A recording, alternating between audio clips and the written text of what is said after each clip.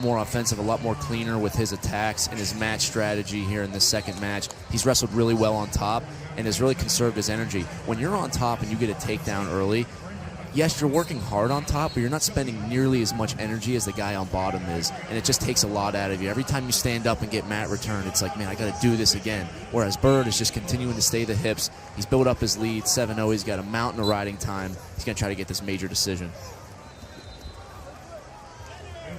Braden Davis 15 seconds away from a berth in the quarterfinals. And Brown just hasn't been able to crack that head hands defense of Davis. Good down block. Good win for Braden Davis. Punches take it to the quarterfinals. It is going to be a pair of Big Ten champions in the quarterfinals. Bird, the Big Ten champ, this year at 133. Davis, last year's Big Ten champ, at 125. Bird and Davis, they are into the quarterfinals.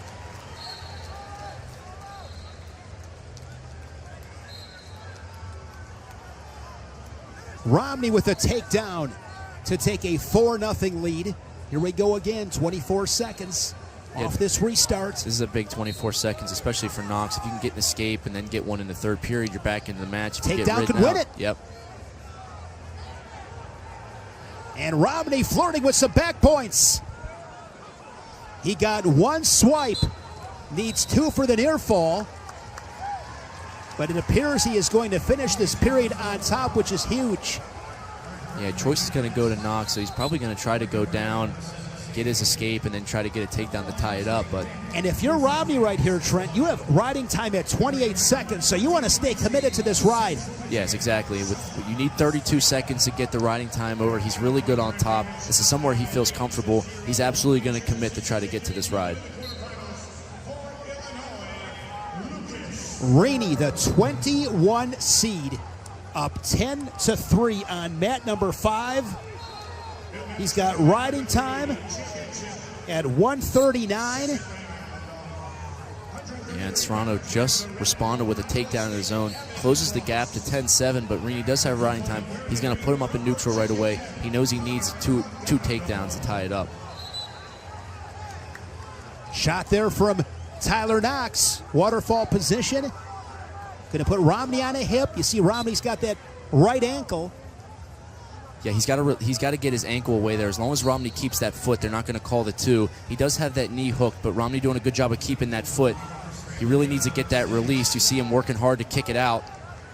Just not able to release Romney's grip. There he gets his leg loose, but now he's in this wizard position. Romney's great defensively here. Shin whizzer there from Romney. Look at Knox. Looking to hunt down an inside cradle. And he is out of bounds. There is a stall call on Romney, but he'll take that all day. If you're Romney, you'd rather take that stall call than risk wrestling through that position and getting taken down. Now there's 52 seconds. You can take another stall call if you need to, but you don't want to give up a takedown and a stall call. Football score on mat number 5. Renny will get that riding time point. 15-8 major decision. The 21 seed, Angelo Renny, the Hoosier, into the quarterfinals.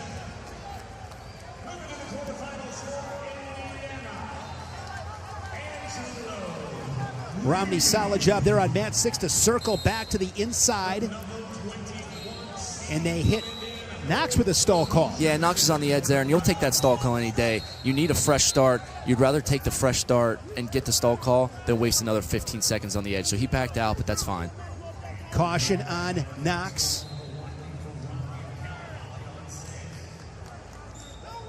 Riding time and on factor. Knox needs a takedown and a ride out. There's a scramble on the edge. Down to 20 seconds. You know, if you're Romney, you're in a good position here. At any point you get in danger, you can just take yourself out of bounds. Just like that. 12 seconds.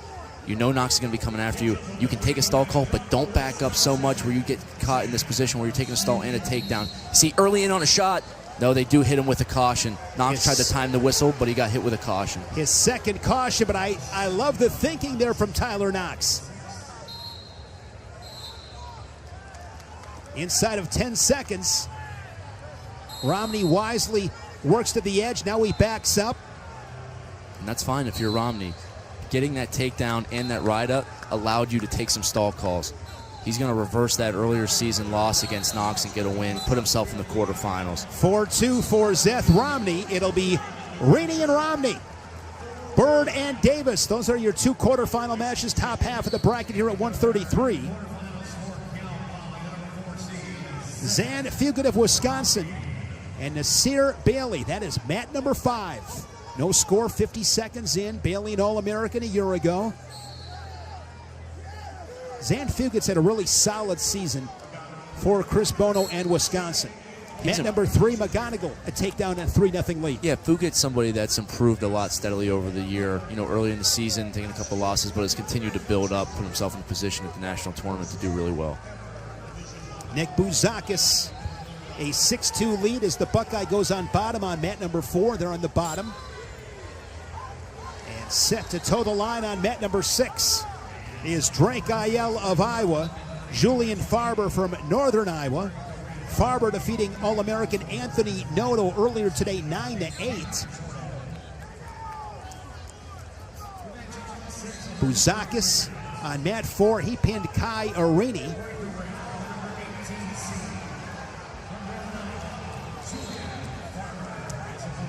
Bouzakis looks awesome. He's scoring a lot. He's got another takedown looking for back points. Bouzakis, 3rd at the Big Ten Championships. A takedown and a ride out for the Hokie McGonagle.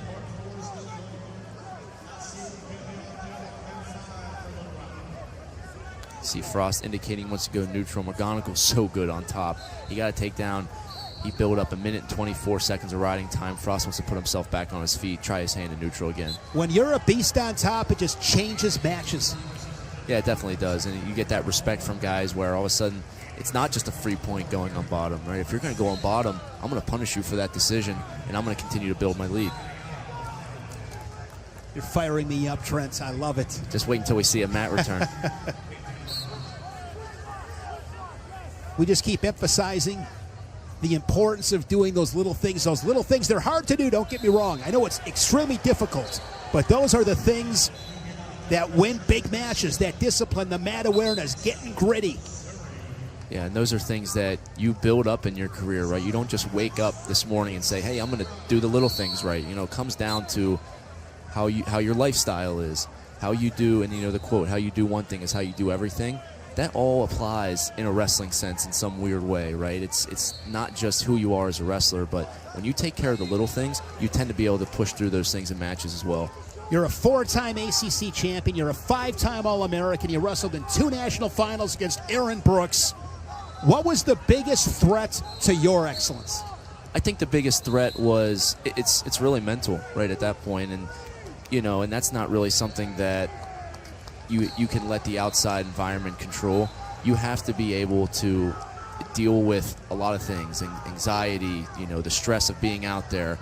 You got a lot of things in your life going on. You know, it's a really stressful time, and that, if you let that snowball and you don't have a system in place to deal with anxiety and that kind of stuff, that'll derail you from wrestling your best. Drake Ayala, the Hawkeye, on mat number 6. Up on Farber, 6-2. And he is going to add to his lead. Drake Ayala, I believe that is his 3rd takedown here in this first period. You talked about Zan Fugate and his improvements.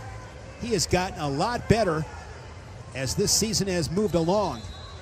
Yeah, he's gotten a lot better, and you start to build a lot of confidence. And once, you know, I talked about snowballing. You don't want to let things snowball in a negative way, but you do want things to snowball in a positive way. You get one big win, you build your confidence, you get another win. Now you're at the national tournament. You're in on a leg against a returning All-American. All of a sudden, you start to believe that you can win these matches, and this is where you belong. What match in your career gave you the most confidence?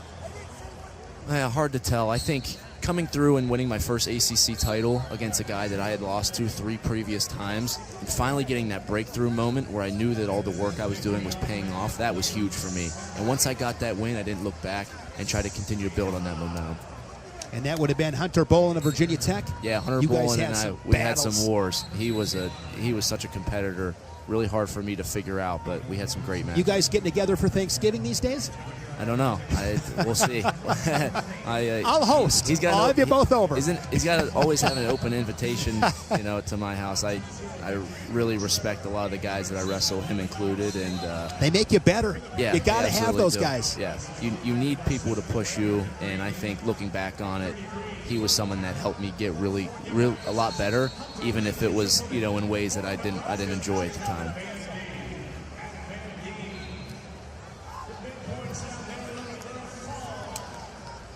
Bouzakis up on Spidel 8-4. That is on mat 4, 1:15, third period. On mat 5, 1-0. Nasir Bailey, the All-American from Little Rock, up on the Badger.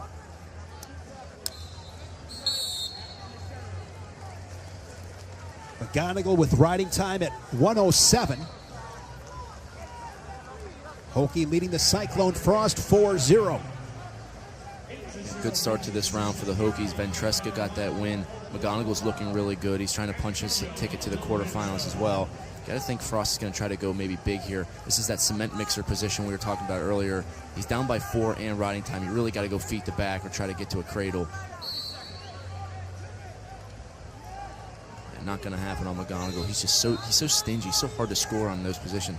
A lot of times you get guys in this front head position, you can chase and bounce corner. He just does a really good job of finding a grip on an elbow or getting back to that leg to kill some time.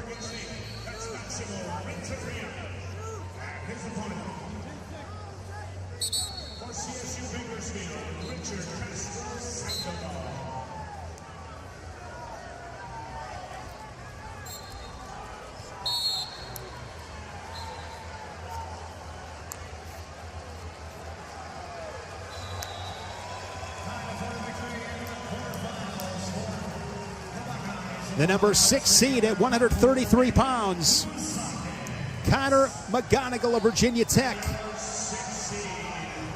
Into the quarterfinals, Nick Bouzakis will join him in the quarters.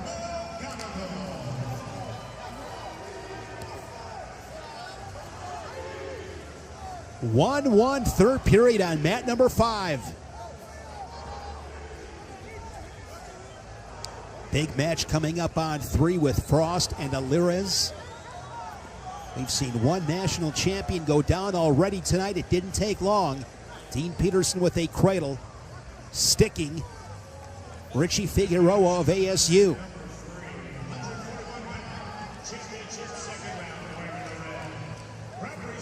Down to 45 seconds on mat number 5. Riding time and on factor. Fugate and Bailey on mat 5. Sometimes guys get in these situations where they don't want to make a mistake first, but you want to go back to what helps you win. What does your best wrestling come from? It's going to be from you being aggressive. The guy going forward, and often the guy that's not afraid to take that risk, will often be rewarded in these types of situations. Down to 15 seconds. Shot there from Bailey. Underhook left side.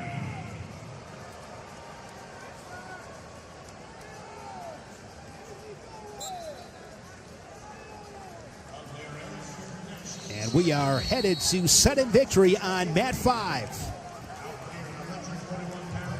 The winner will get McGonagle.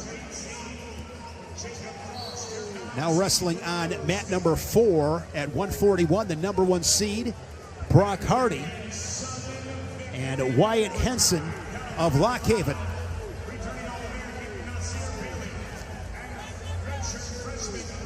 Hardy's flexibility is insane.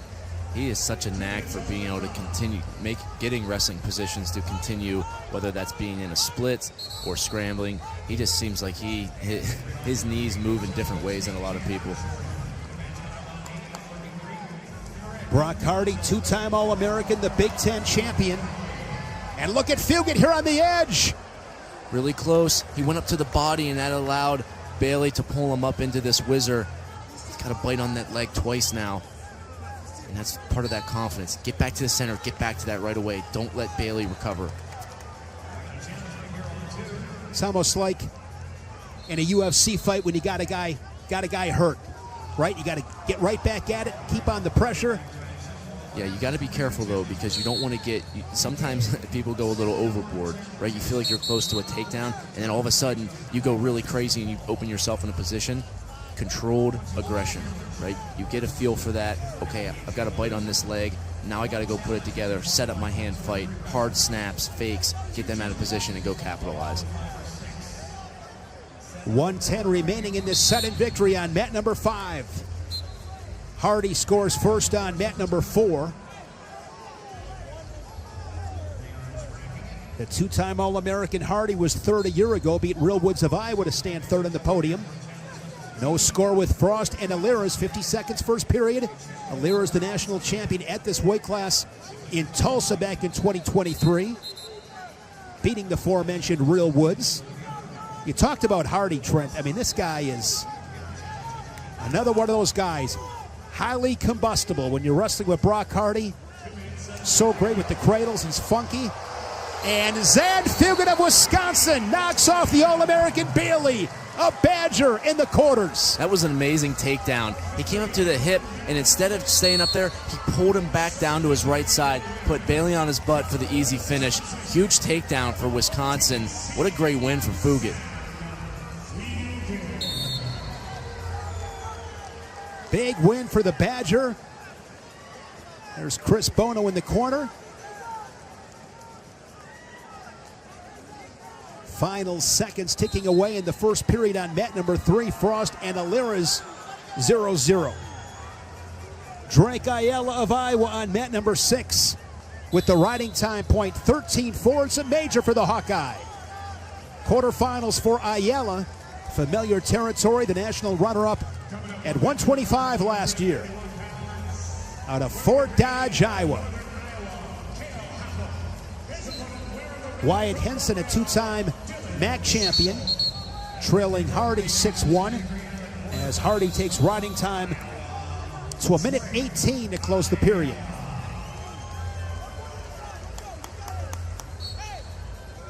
Preliminary matches on mats 1 and 2 on your left, 7 and 8 on your right. You win, you move on. You lose, season comes to an end.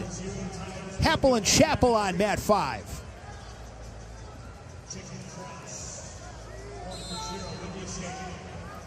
What were the final things you told yourself, Trent, before you told the line? I like to do a lot of, like you said, positive self-talk right before I go out in the line. I had a whole system because I was always someone that got really amped up, and I'd have to bring myself down, some deep breathing, really just calm down. And then right as you're about to go out into the mat, I had a mantra, born to win. I always believe that, if I'm going to work this hard, if I'm going to put myself through hell in training, I am going to try to reward myself when I compete. I felt like I was born to do this, and I was born to win, and get out there and start early. One thing I really like to do was go double hands right to the shoulders right away and just get myself started. Don't worry about the time. Don't worry about the score. Just have fun and light it up. When did Born to Win start? My freshman year of high school was when I really started that, and I always try to write it on my shoes just as a final reminder that, if I'm ever feeling really nervous and I can take a look down at my shoes, I know what I was made to do. That is great stuff. Call here if he can. He does take the stall call. I like Alira. I like what Alira has done. If you're an Iowa State fan, you obviously hate that for him running out, but knowing that a takedown is 3 points with 18 seconds left, he couldn't afford to give up that takedown. Get out of bounds, take the stall call, and live to get to this third period. 3 more for Brock Hardy. Slides a leg in. And the Cornhusker with riding time near 2 minutes. Up by 9 to the third. Hardy's cruising. He looks really good. He's bringing that momentum in from Big Ten.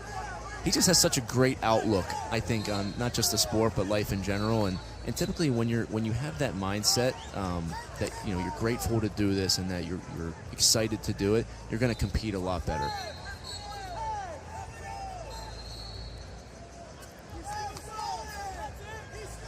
Frost is really strong on top. If you're Alira's, you got to get out because you didn't get a lot of riding time. Riding time officially going up for Frost, down 1-0.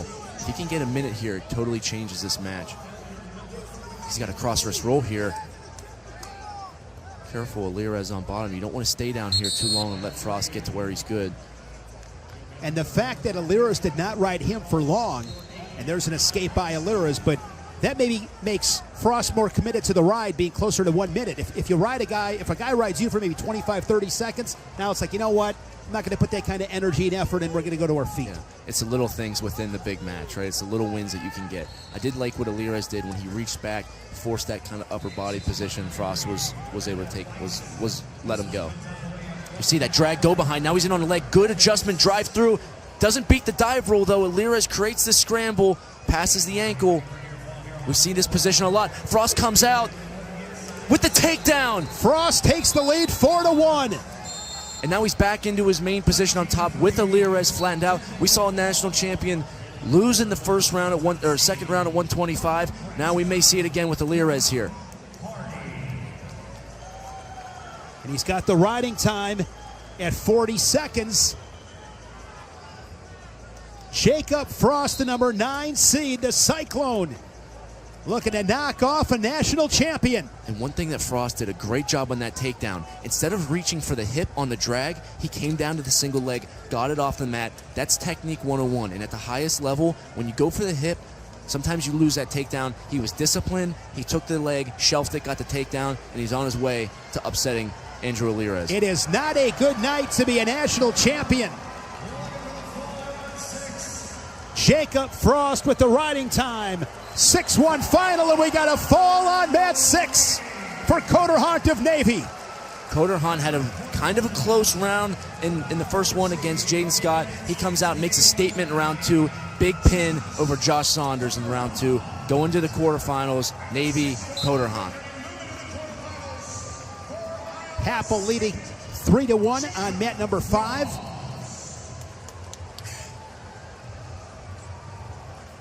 Childhood training partners Jesse Mendes and Sergio Lemley.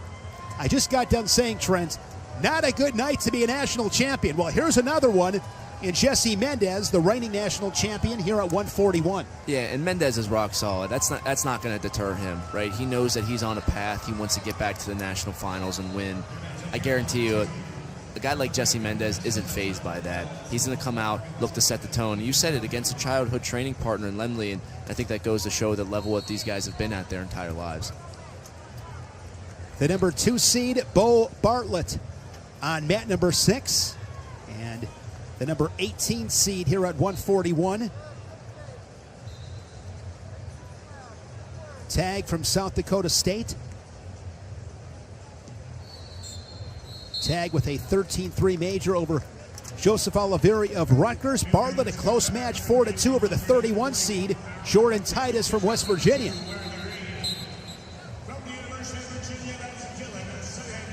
Mendes and Lemley shake hands, the whistle blows, they are scrapping on 4.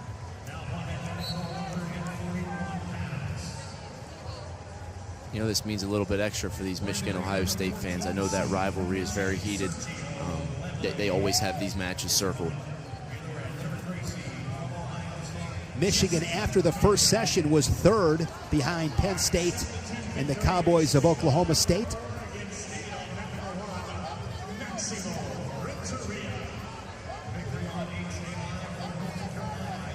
Von Bar and Cedeno coming up on mat number 3. Von Bar, an All-American, Big Ten runner-up. He fell to Brock Hardy in that conference final. Check this one out. Mat 1, upper left. Couple of All-Americans. Somebody's going home, Trent. Shaver and Renny set to battle on mat 1.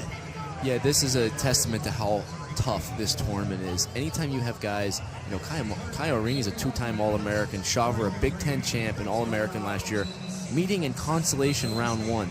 This is the toughest tournament in the country. This is not the blood round. This is Thursday night. And what you do when if you're these guys and you're in this situation, okay, I'm used to winning a lot, and I just lost and I brought down. I got to get back to the basics. I got to do what makes me really good. I can't worry about how many matches I have to win after this. I just have to focus 1 second at a time. I'm going to get to my positions and try to get some confidence going. Cedeno deep on the legs of Von Bar. He had the gopher up in the air and couldn't finish. I'll tell you what, Cedeno is somebody that's really impressed me. He looked awesome at ACCs. He beat Sam Latona. And for a chance against Von Barr, who's really good, Cedeno's got a lot of momentum right now. On mat number 5. Yeah, Chappell just got a takedown to tie it up, but Happel got an escape. Chappell's got to go. Tries to get a bite on that leg. Happel's in a good position in this front head. He tries to spin out. Just get off of it. If you're Happel, get your head in the way. Down block, baseline defense here. Kel Happel moving to the quarterfinals. He's been so close to reaching that podium so many times.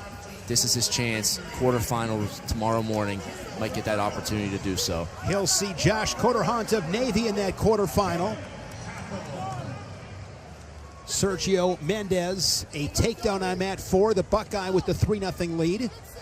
2 minutes into the first period on mat 3. Von Barr and Cedeno still 0-0. Yeah, Jesse Mendes. We talked about him as a competitor. Wrestling IQ off the charts. Knows when he's in good position, knows how to score quick, and you see with 31 seconds left, he's going to try to ride out, go up 3-0 into the second period. Beat Bo Bartlett last year at both the Big Ten and National Final. Remember that sequence? Bartlett was behind him, had him dead to rights, and somehow Mendes was able to score and win. Keep your eye on that mat 1. Renny just tried a headlock. You know these guys are going for it, especially in these consolation rounds. Anything goes. So Von Barr, big takedown at the end of the first period with 15 left over Cedeno. Again, we're seeing these guys that are winning at the highest levels continue to score at the end of periods and stay on top. The Cavalier Cedeno flat on his belly on the edge in the final seconds of this opening period. 3-0 to Gopher to the second. Bartlett and Tag 0-0, short time in the first on mat 6. Composto and Jamison upcoming on mat 5. Mendes the takedown and the ride out on mat 4. I'll tell you, it's always interesting when you're warming up and they're doing the laser cleaners over the mats. You're like, wait a second, what is that really doing right now? I'm sure there's good science behind it. It is kind of funny when you're getting ready to wrestle one of the biggest matches of the year and they're hovering over the mats. I guess it's good to keep us clean, though.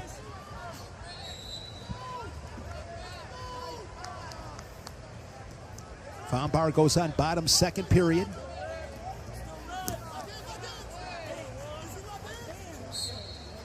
Locked hands on Mendes. And that was a situation there. Mendes had a double leg. He was on top. He dropped down to legs and was going to finish the double leg. Didn't release his hands in time. And I do believe the ref was correct there, calling the lock hands. At 1 point for Sergio Lemley. And Julian Tag of South Dakota State. 1-0 on Bartlett on mat number 6. Now he's in deep with an attack, looking to chase down that takedown. Roll from Bartlett. And somehow Bo Bartlett scores the takedown. Yeah, he timed that roll. Tag had a great shot entry, came up into a double leg, was in rear standing. And when he went to return, Bartlett got his hips out, allowed him to roll, create that scramble, and get a takedown of his own. So if you are Tag there, Trent, how does he score there? So when you're in rear standing, right, at any time you're going to lift and return somebody, you have got to cover the hips. Whether that's you being behind him or whenever I come to bring his body down, instead of letting his hips float out to the side, I want to try to slam his hips into the ground. As soon as I control the hips and slam them into the ground, there's no rollability. Tag was set to go up 4-0. Instead, the Nittany Lion up 3-1. And that's what guys like Bo Bartlett, two-time All-American, that's why he's Bo Bartlett. Well, he always seems to be in these positions. He's always seems to be in close matches, but he always seems to pull it out. And that's just a lot of experience there on Bartlett's. Knowing that he has his hips out, he has that opportunity to continue the position and get a takedown of his own.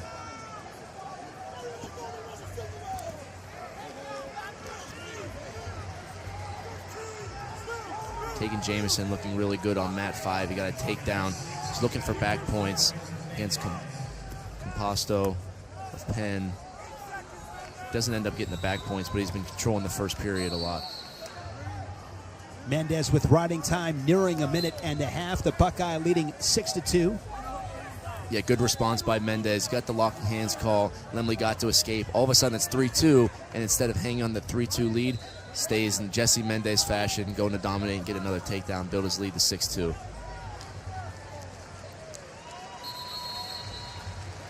An escape by Vombar, but Sedano had riding time at 1:21, so the Gopher leading at 4-0.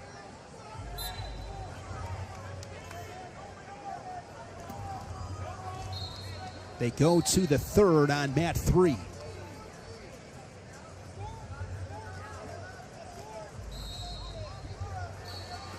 Jamison a takedown in over 2 minutes of riding time in the first period. He's on mat number 5. Yeah, if you're tagged, on mat 6 against Bartlett, you got to bite on that double. It's probably going to be hard to get back to that right away, but if you can set it up, right, there's got to be some fakes and some snaps and set back up that attack and try to get yourself in position to get a takedown.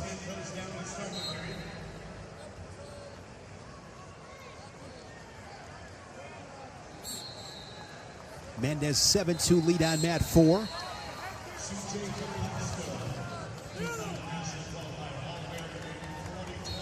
We talked about mat 1 being a winner go home situation for 2 All-Americans. It's 1-1 in the third period. See who goes to get the takedown, the win. Riding time a non-factor on mat 1.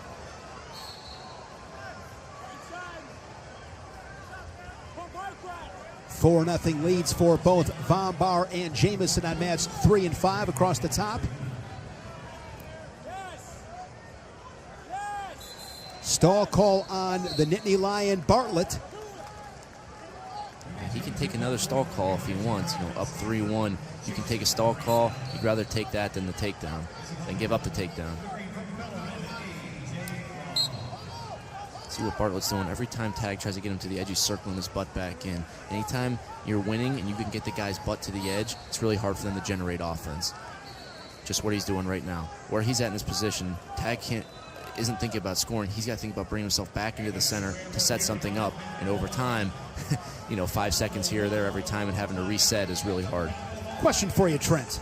If you are Tag in that situation, and now it's late, you can't do this, but why not just go back to the center? Like, walk right back to the center and wait for him to come to you. Well, if you're Bartlett, you don't have to come back to the center, right? I'll stay by the edge. I'll walk myself back there kind of slowly, and then when Tag tries to make contact, I can kind of inch my way back there again. So if you're Tag, honestly, the best thing you can do is maybe just try to go forward and get him out of bounds. But Bartlett doing such a good job of circling back through, it's really when someone's as good defensively as Bartlett, it's hard to crack that head-hands defense. Bo Bartlett, the number 2 seed into the quarterfinals. Jesse Mendes victorious as well. Overtime on mat 1 between the former All-Americans and the Consies. Scher and Renny.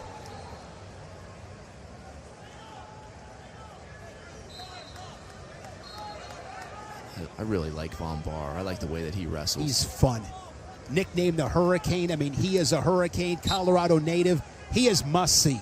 It just brings a personality, and it is go, go, go, pedal to the metal. And he is going to meet Jesse Mendes in a 141-pound quarterfinal. See Scher get the winning takedown over there on that mat 1 with those guys. Look at Composto. Takedown and back points. Maybe just back points. No, he did get the takedown and 4. Puts himself up 7-4. He's so he had a 7-0 or a 7-point move. Just holding 3. He just got the takedown and 3 back points, no 4. So he's up 6-4. Jamison does have riding time at 1:45 and coming down with 1 minute and 3 left. If you're Composto, you got to either try to take some of that riding time out or just continue to ride. Don't let Jamison get an escape with the riding time to essentially make it a 6-6. There's 55 seconds left here. Composto's in a great position on the edge. Stay here as long as you can in the edge before you take him out of bounds. That riding time at 1:25.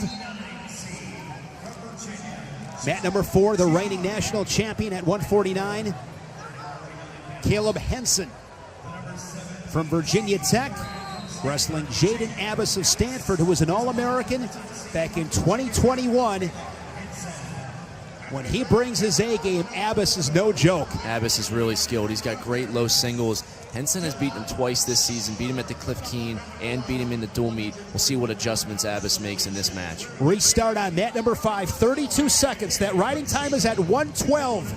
If you're Composto, you got to ride for 12 seconds. Jameson hits a switch, creates a scramble. This is a time meter for Composto. If he can stay composed, he's got a hold of that leg, but they're not going to start the count because Jameson started that scramble. And riding time is now under a minute. So now it's important.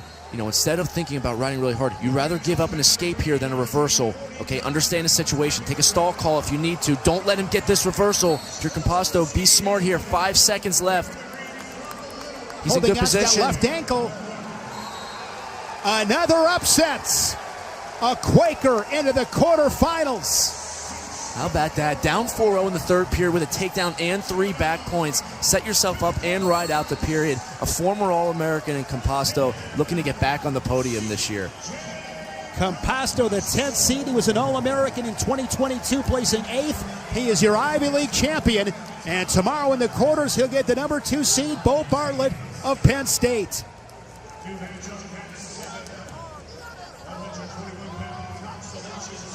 How great is this? This is the best. And to soak it up on all 8 mats. I know our true fans are going nuts right now at home. Thanks for joining us. We're having a blast up here. So good. I'm not afraid to say it, Trent. This is the place to be.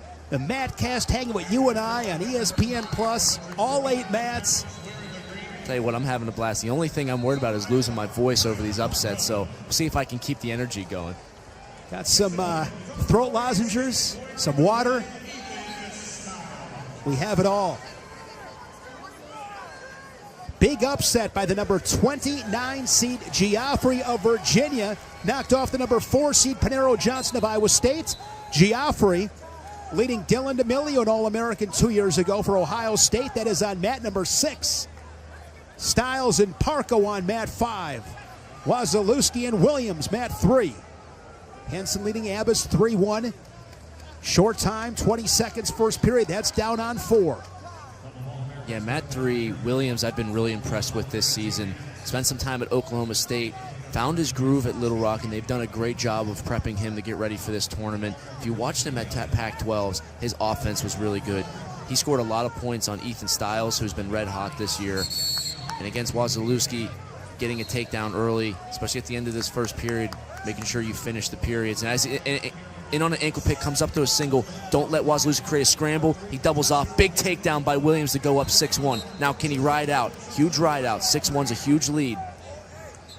When you're able to get 2 takedowns, finish the period on top, and accumulate a little bit of riding time, that is a huge first period. Well, it creates a really hard situation for a guy like Wazalewski. Yes, you do train for this, and this is one thing I love about college wrestling. Bringing in a situation like this, sometimes head wrestling coaches and assistant wrestling coaches can be really mean in practice. They always put you in these impossible situations, and you're like, man, why are we doing a live go where I'm starting down by 5 going into the second period? Well, this is why. You saw Wazalewski get an escape there. That was huge. Keeps yourself in the match. 6-2 is a lot more manageable than 6-1. And you feel good about it. Yeah, and it's good confidence booster. Okay, I can get off quick. I can get off bottom on quick if I need to. You know, back into the second period. Try to fix some things in neutral. He's gotten to that leg twice and takedown. You got to make an adjustment if you're Wazalewski.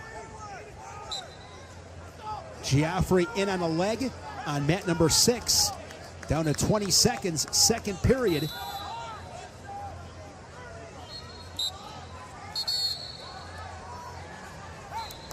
Four-time All-American Kyle Parco on mat 5. His first season in Iowa City, began his career at Fresno State. And they shut down that program. He went to Arizona State, won 3 Pac-12 crowns. He was 5th last March, Parco, for the Sun Devils. Short time here in this first period on 5. Huge takedown right on mat 6. Demilio gets a takedown with 1 second on the clock to tie it up, and he gets choice going into the third period. He's going to want to look to escape and get back to that takedown to build his lead in this third period.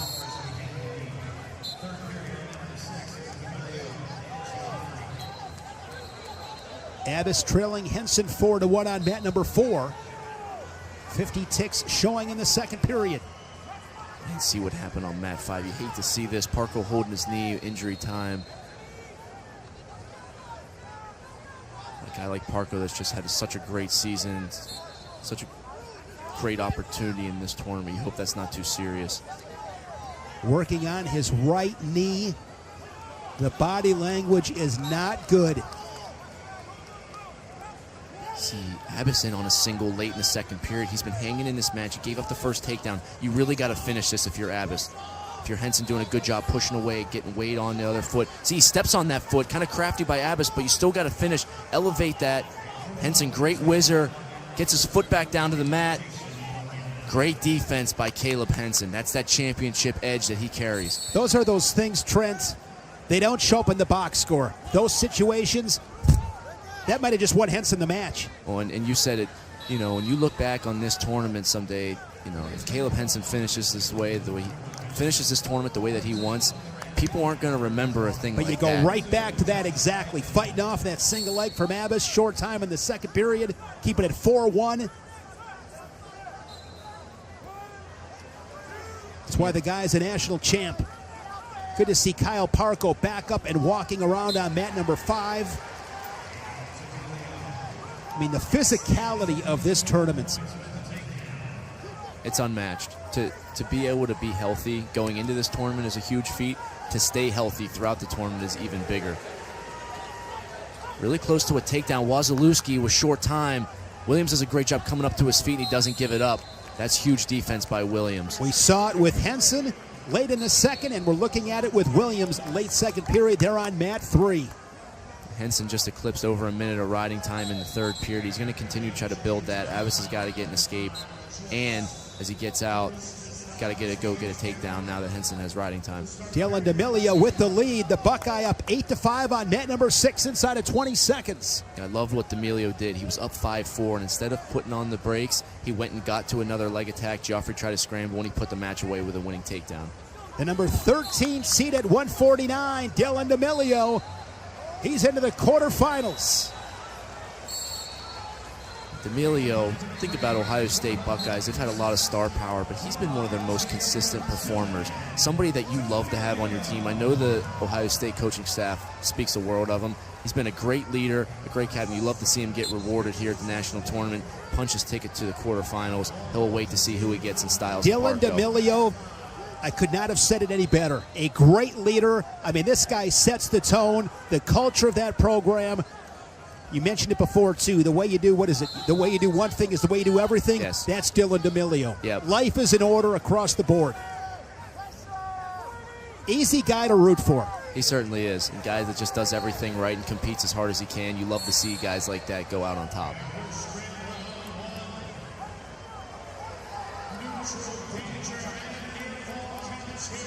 Styles leading Parco on mat number 5.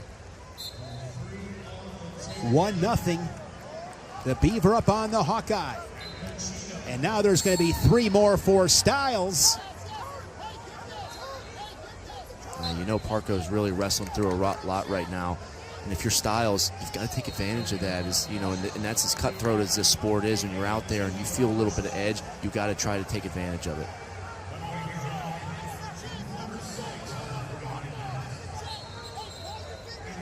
Really dominant ride by Henson. He's up 4-1. He's going to get that riding time point, punch his ticket to the quarterfinals again. He's still looking for back points. Close to 2.5 minutes of riding time, 5-1 for the returning national champion, Caleb Henson.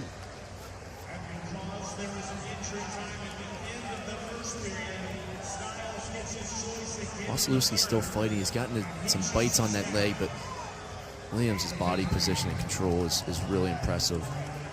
We'll see Meyer Shapiro later. Williams reminds me of him a little bit in the way that they can move.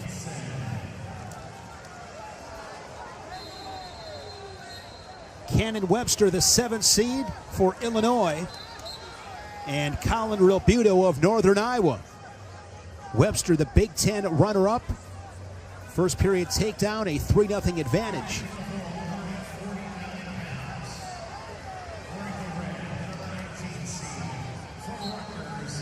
Jordan Williams with his quarterfinal win over Wasilewski gets a date with Caleb Henson tomorrow in the quarters.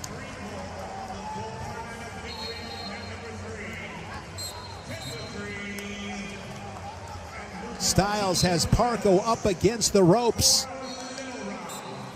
5-0 score. Looking to suck up a single leg.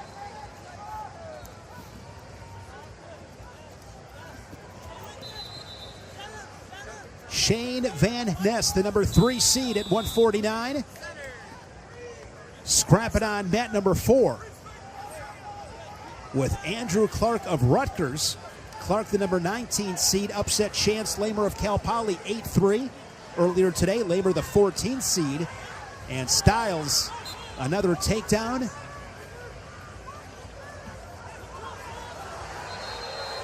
Ethan Styles, the 12th seed, on his way to a meeting with Dylan Demilio. That is a 12-13 matchup tomorrow. Yeah, that's a good matchup there. Both guys just coming in with a lot of confidence. You watched Demilio wrestle, did everything right, all the basics, and Styles, red hot here with a big win over Parco.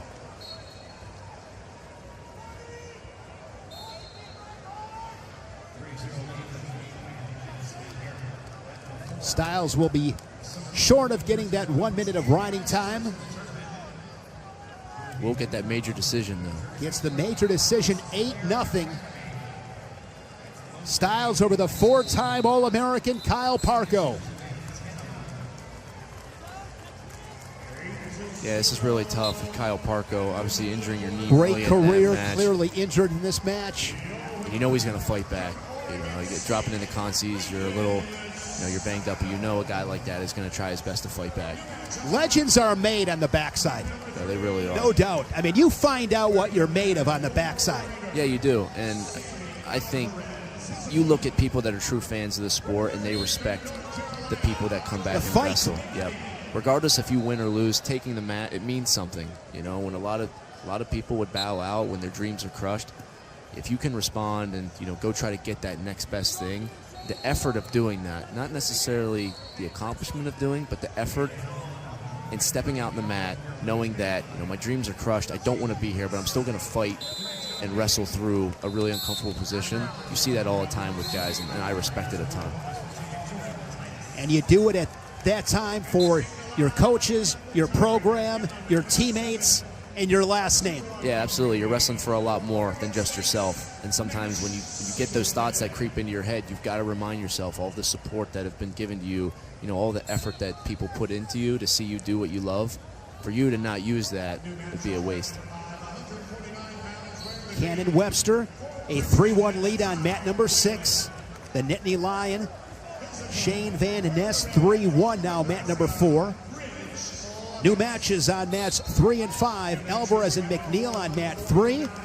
And mat number 5, Ridge Lovett, the number 2 seed, and Ty Whalen of Princeton, the 15 seed. Lovett won 10-80, had to rally from behind against Northwestern's Sam Cartella, the 31 seed, earlier today. We'll see how Lovett responds here tonight. Yeah, exactly. And I noted earlier, sometimes getting tested like that in the first round can really, light a spark in a guy like Ridge Lovett. I guarantee coming out into the second round, he's got a bit of a chip on his shoulder, going to want to go out and score and put some points on the board. Sammy Alvarez began his career at Rutgers, then went to Oklahoma State, now at Rider. Lachlan McNeil, the number 6 seed for the Tar Heels. McNeil, a 2-time All-American. Both those honors accomplished at 141. He was 6th last year after a 4th place finish in 2023. Alvarez uses his length really well. He's really hard to score on. Notice how he scrambles here through this position. McNeil's got a bite on both ankles, but his arms are so long that he's able to reach back and get a lock through the crotch. It's one thing that Alvarez does a great job of using his length, using his leverage. First period for the Nittany Lion, 2 takedowns, 1.5 minutes of riding time, and a 6-1 lead. That's how you get it done. Van Ness really workmanlike right now, getting your takedowns, getting another one. It's one thing to get that first takedown, but to go out and get another one really, it feels good as a competitor, you know, knowing that, all right, I got my first one, he got an escape, and I'm continuing to work my offense. It's just great for rhythm. Lovett gets a takedown. The Cornhusker brings Whalen back down to the mat on mat number 5, midway through this first period. Webster 6, Realbuto 3, mat 6. Yeah, both these guys had great conference tournaments. Webster had a big win over Van Ness at Big Tens, and Realbuto won a lot of close ones. Fell short in the final, but I think you're seeing not just him, but a lot of the UNI guys using their style to their advantage, right? We're going to wear you down, wrestle the entire 7 minutes. He's in on a leg here. Webster doing a good job using his length, getting a bite on that ankle. He's going to try to get us. He's sprawling here really hard with his left hip. He's going to try to hook that leg. He might run out of time here. See him try to hook that leg. Realbuto rolls through. Nothing yet. He got some reaction time there. No takedown. You notice as soon as Webster tried to step over that ankle, Realbuto knew he had to move and rolled. McNeil leading Alvarez on mat number 3. Ridge Lovett, I missed it. I'm assuming some back points. Yeah, he just got 2 sets of 4 back points. So all of a sudden, he's up 11-0. A lot of people are saying, I don't know how good Ridge Lovett is. He's like, hey, check this out. I'm going to go dominate my second match. Great response from Ridge Lovett tonight. After squeaking by the number 31 seed Cartella 10-8 earlier today. Ridge Lovett, a 2-time Big Ten champion, was a national finalist in 2022. Fell to Yanni Diakomahalis of Cornell. Lovett began his career down at 133 out of Post Falls, Idaho. He's grown a lot. He's been really fun to watch his entire career. I love when he uses his Greco background and does some big throws, but really on top is where he makes his money. I'd have to check my notes, Trent, but I believe Lovett's like a 10-time Fargo finalist. It's crazy. To be able to win at that level for so long, especially in the international style, it's really impressive. On mat number 4, Van Ness over 3.5 minutes of riding time. Was able to ride Clark the entire period. Lovett starting second period on bottom on mat 5, an 11-0 lead for the Cornhusker.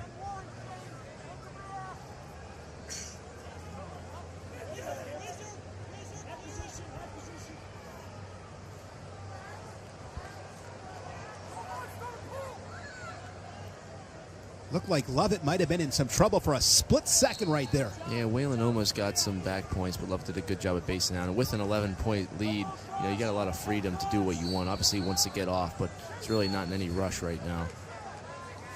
I've been really impressed by Webster and Illinois.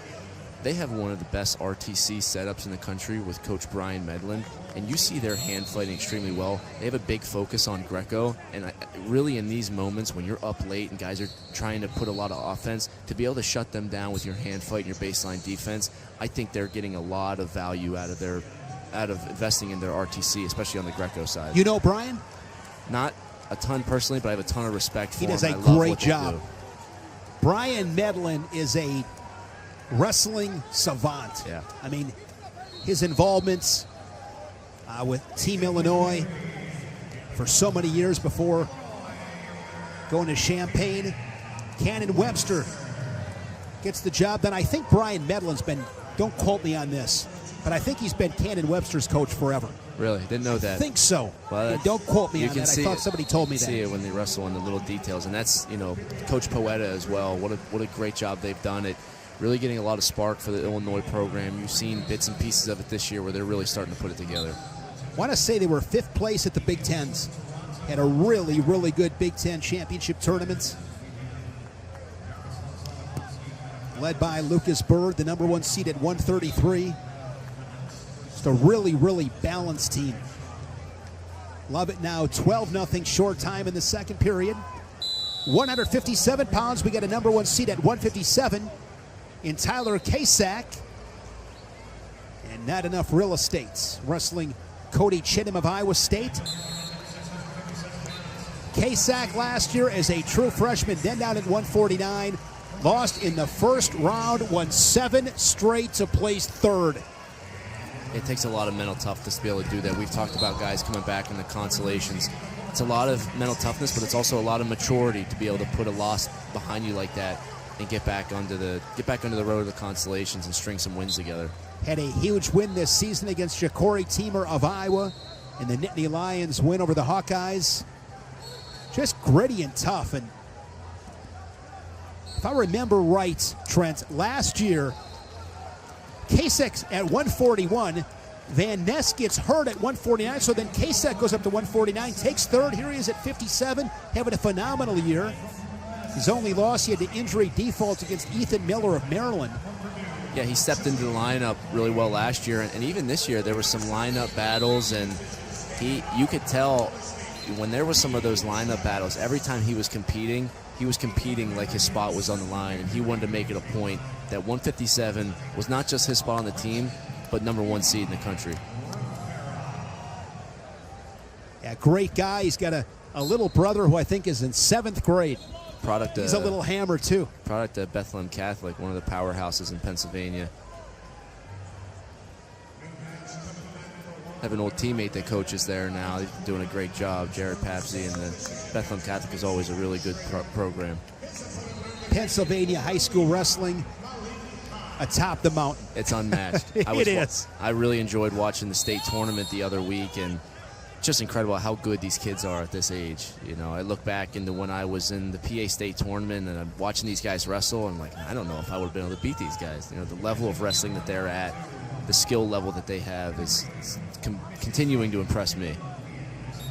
Mat number 4, Askey and Blaze.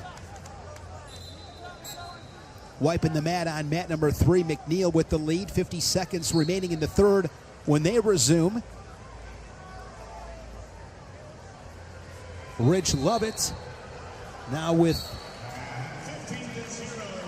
a tech fall. Ridge Lovett, 15-0 for the Cornhusker. A little bit of a scare earlier today, but he responded in a big way, and the #2 seed is into the quarterfinals. It'll be a rematch of the Big Ten final.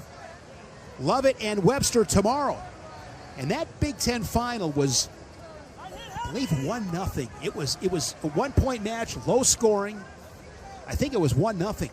I can't remember if there was a pinfall in there. I know there was a lot of pins earlier in the finals. Bird got one.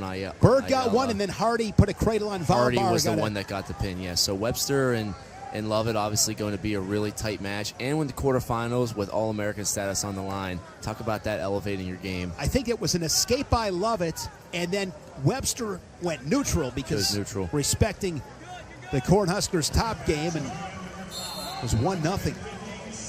I'm looking forward to this guy. Rafael Hippolito, the 4 seed from Virginia Tech. He's intriguing with his style. Hippolito is really exciting to watch. Notice when you watch his footwork, he's always constantly moving back and forth, a lot of fakes. And one thing that does is it never allows you to get set. When you're the opponent and someone's constantly faking and moving a lot, Jordan Burroughs was really good at this, constantly throwing guys off, and you never really get your feet set to get a setup. Yeah. Another guy he reminds me of, for all the reasons you just mentioned, Mitchell Messenbrink. Yeah.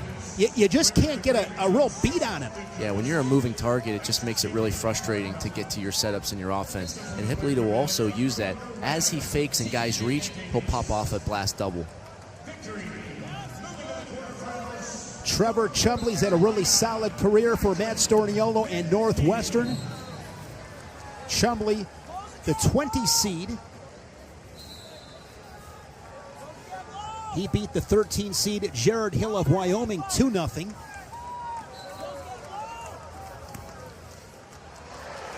Lachlan McNeil of North Carolina, along with Shane Van Ness at 149. Those two guys into the quarters.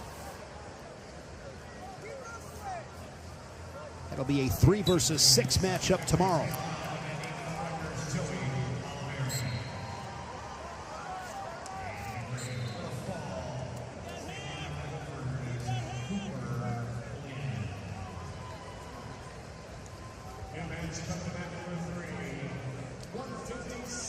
Tommy Askey, first season with Minnesota. Askey, a 2-time SoCon champion at Appalachian State, coming off a 5th place finish at the Big Tens. The 8th seed, Joey Blaze of Purdue, brother Marcus recently committing to Penn State. Joey Blaze is a great guy. I had the opportunity to room with him at the Olympic Training Center this past summer for a training camp. He loved to be there. I loved his energy. Was always ready to train and was just soaking up a lot of information. And experiences like that really help catapult you into a college season. When you're exposed to a really high wrestle like that, it automatically ups your game. He's having his best season to date, and this win would go a long way for him. When you were younger, who were some of those guys for you? Well, growing up, I was really lucky. In the heart of Pennsylvania, you know, I'm right in central PA. I had so many great role models to look up to. You know, guys like Zane Rutherford and Quentin Wright were training in the club that I went to. So being able to see guys like that, the way that they were training, and, you know, they were small-town central PA kids that were going on to do great things. And I think that gave me a lot of confidence, knowing that if I'm doing the same thing that these guys and I'm from the same place, I can go do the same thing. Speaking of Quentin Wright, here we are in Philly in 2011. That was Cale Sanderson's first national title as head coach at Penn State. Quentin Wright won the national title in 2011. And I remember a couple weeks previous at Northwestern at the Big Tens, he was an 8th seed, knocked off, I think it was Travis Rudd of Wisconsin, the 1 seed. Quentin Wright, what a career he had. Yeah, he was awesome. He had a big pin in the semifinals, I believe, maybe over Iowa. That might have been the same year. I remember that being really big for the team race. He got a big pin with a Polish throw in the semis. I remember being really excited. I was, you know, growing up in Central PA, obviously there was a lot of energy around them at the time. Quentin Wright, 3-time national finalist, 2-time national champ. I believe it was Cale's first national champ at Penn State that year in 2011. Remember, he had David Taylor and Bubba Jenkins. Jenkins, that big pin. Hard to believe that was back in 2011. Anthony Robles winning at 125, beating Matt McDonough. Feels like yesterday. Look at KECKISEN like a dog on a bone on a single leg. Roll there from Chittum. This is Mat 6. See KECKISEN kind of trying to lean back and put Chittum in this neutral danger zone. Chittum doing a good job of not breaking the plane. The referee's looking at it really closely. Remember, if we're in neutral, as soon as the back turns to 90 degrees, referee's going to be looking to call neutral danger. KECKISEN with that leg scooped up inside of 30 seconds, looking to add to his lead. No points yet. See him calling neutral danger there, and then he goes out of the plane. There he's counting again. Danger 1, danger 2. Calls danger 3, gets the takedown. And that's with this danger. Yes, you can scramble, you can continue to scramble, but as soon as you start getting called danger, you almost have to bail out, because if you stay there, near fall. Not only are you giving up the takedown, but then they start counting near fall. More short time points. Most recently from Tyler KECKISEN, the Nittany Lion, 8-2 to the 3rd. Chumbley, the 20 seed, a 1-point lead on Hippolito, the 4 seed. Those two are battling on mat number 5. Yeah, Chumbley's been doing a great job. We talked a lot about Hippolito using his fakes from distance and creating a lot of action. Chumbley's been doing a great job of staying disciplined. See how he keeps his right hand down there? That doesn't allow Hippolito to fire off an open double. So he's keeping his hands down. He's trying to close that space, but he's not reaching and getting himself out of position. A lot of action on mat number 3. Exciting first period with Brandon Cannon, the Big Ten runner-up, to KECKISEN and Caleb Fish of Oklahoma State. So last year, Trent, Big Ten tournament at 165, you had Dean Hamady, Caleb Fish, and Cam Amin, all at 165. Now, they're all teammates at Oklahoma State. It's pretty impressive what Oklahoma State's been able to do with that lineup, and Fish has really elevated his wrestling this season. He's someone that just seems that as the match goes on, he gets better. Super strong. Yeah. So as, you know, when the pressure starts getting a little bit higher into the 3rd period and guys get tired, Fish actually starts to perform better. Now, some of the matches he's lost this season, he's gotten down a little bit too big early, but you see here, managing the score of the match, and the later this goes, you got to think for a guy like Fish, he wants it to go late and try to win, kind of get those takedowns at the end of the match and take it out of the guy. I don't remember who it was against, but a couple years ago in Tulsa, he had a big pin. 1-1 with Hippolito and Chumbley. Chumbley on that single. He's got to hook that leg. Now don't let Hippolito get closer to out of bounds. If you're Hippolito, continue to try to stay strong here, but don't look to kick out because then he can secure your leg. You see him get back to baseline sprawl here. Chumbley wrestling through the position. Now he rolls through and gets out of bounds. Good job by Hippolito continuing to try to win that position an inch at a time until you can get the restart. Now, Chumbley's got a bite on that leg. Expect him to start to pick up his offense and try to get back to Hippolito's right leg. Riding time and on factor on mat 3. We got OT down here on mat 4. Askey trying to get a cradle on Blaze. Blaze trying to scramble. Now he's in on leg coming up. He's got to get height. Askey doing a good job trying to sprawl. See Blaze lock out that leg. Now he's going to try to shelf that onto his right knee. There he goes to pick it up. Don't let Askey kick out. Continue to try to get height and try to circle him in. Don't let him get to the out of bounds. You've got time to finish. Get that foot high.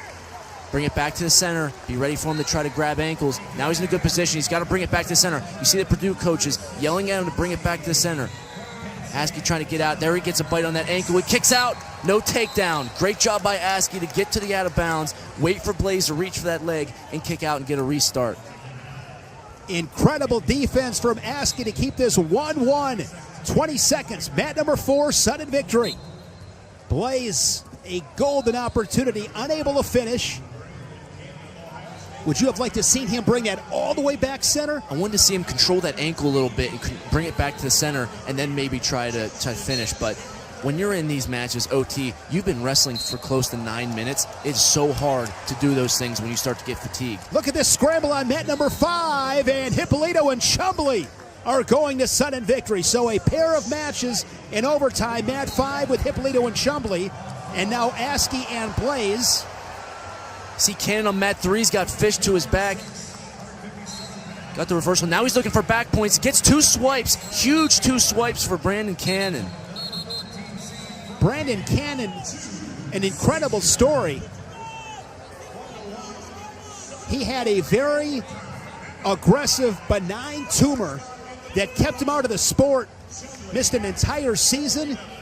Had a surgery that didn't go as they were hoping, so they had to go to some alternate. They mix things up a little bit, and it's worked for him. Here he is back on the mat. So he's definitely battled adversity. Yeah, this guy's got a heart of a warrior. Some great matches here at 157. Okay, so on mat 4, Blaze was down for the first 30 seconds. He got out in 11 seconds. So now, Askey's opportunity on bottom. Blaze has to ride for more than 11 seconds to get riding time in his favor. If you're Askey, you've got to get to your feet and try to get escape. There he goes. Now Blaze in on a leg. He's got to work up so he doesn't hit it for stalling. Askey, kick away, kick away, kick away. Back to the center. Keep kicking. Blaze is going to get hit for stalling here. And they stop it with a stall call. But he'll take that, right? Just his first call. And that's really important to not have a stall call going into OT. He now has 1 second of riding time, so even if Askey gets an escape, they're going to continue to wrestle, and Blaze will have the riding time advantage. So now if you're Askey, you've got to be trying to either get a reversal, and now that you're still down, you got your escape, you've got to get a takedown. But Blaze has a stall call too. If you can try to take him out here, Blaze doing a good job of grounding himself, circling back in. Referee calls action. Good job by Blaze by not just backing straight out and continuing to wrestling. So many things going on. Shot there by Askey. Askey in deep in the final seconds. And it is going to be Joey Blaze with the 4 seconds of riding time. Great finish by Joey Blaze. He rode just enough that he needed to. You know, he had a grip on that ankle. Askey was kicking out. He stayed with it. He got himself a win. And Trell Taylor of Nebraska on mat 6 gets the slap of the Resolite and another Cornhusker into the quarterfinals. Tell you what, Ridge Lovett, a lot of momentum for Nebraska. That's a team that they're so close-knit, they wrestle really well with momentum. You see Antrell Taylor, big first period pin, big team points for the Huskers.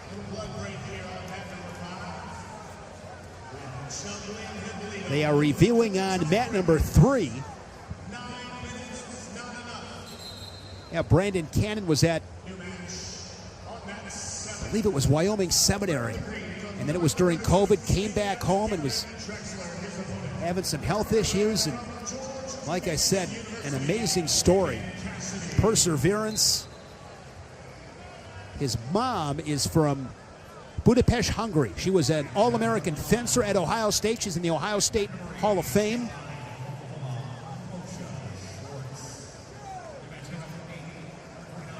Hippolito and Chumbley. Upcoming, Trent, that'll just be the 2-minute sudden victory, right? They just got done with the overtime. Looks like they're having some blood time right now. So we got the tiebreakers coming up next? I believe they're going to the 30-second tiebreakers. Scher and Messenbrink coming up on mat number 6. Bianchi and Downey, a good one on 4.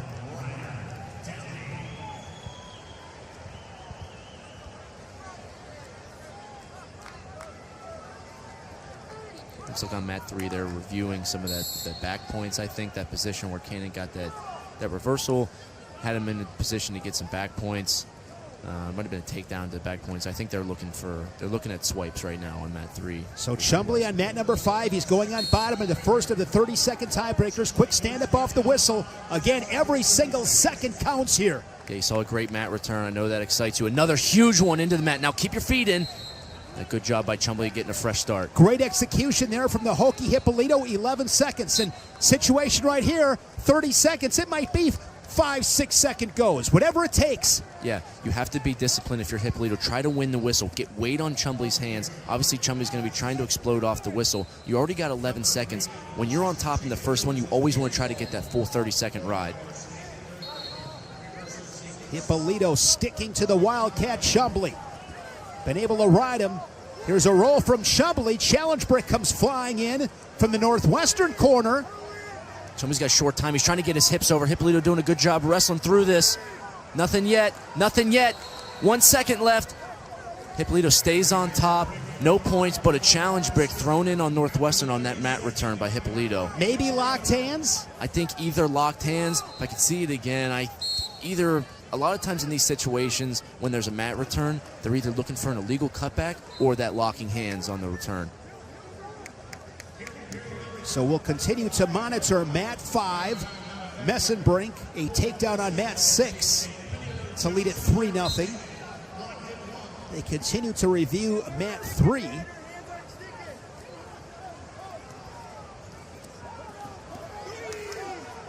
Pac-12 champion Matty Bianchi beat Ed Scott earlier today. Wrestling Ryder Downey of UNI, the Panther gets the first lead.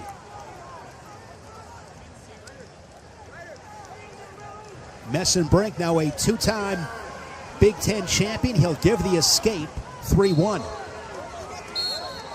Mitchell Messenbrink from Heartland, Wisconsin, Arrowhead High School. Same high school as Ben and Max Askren.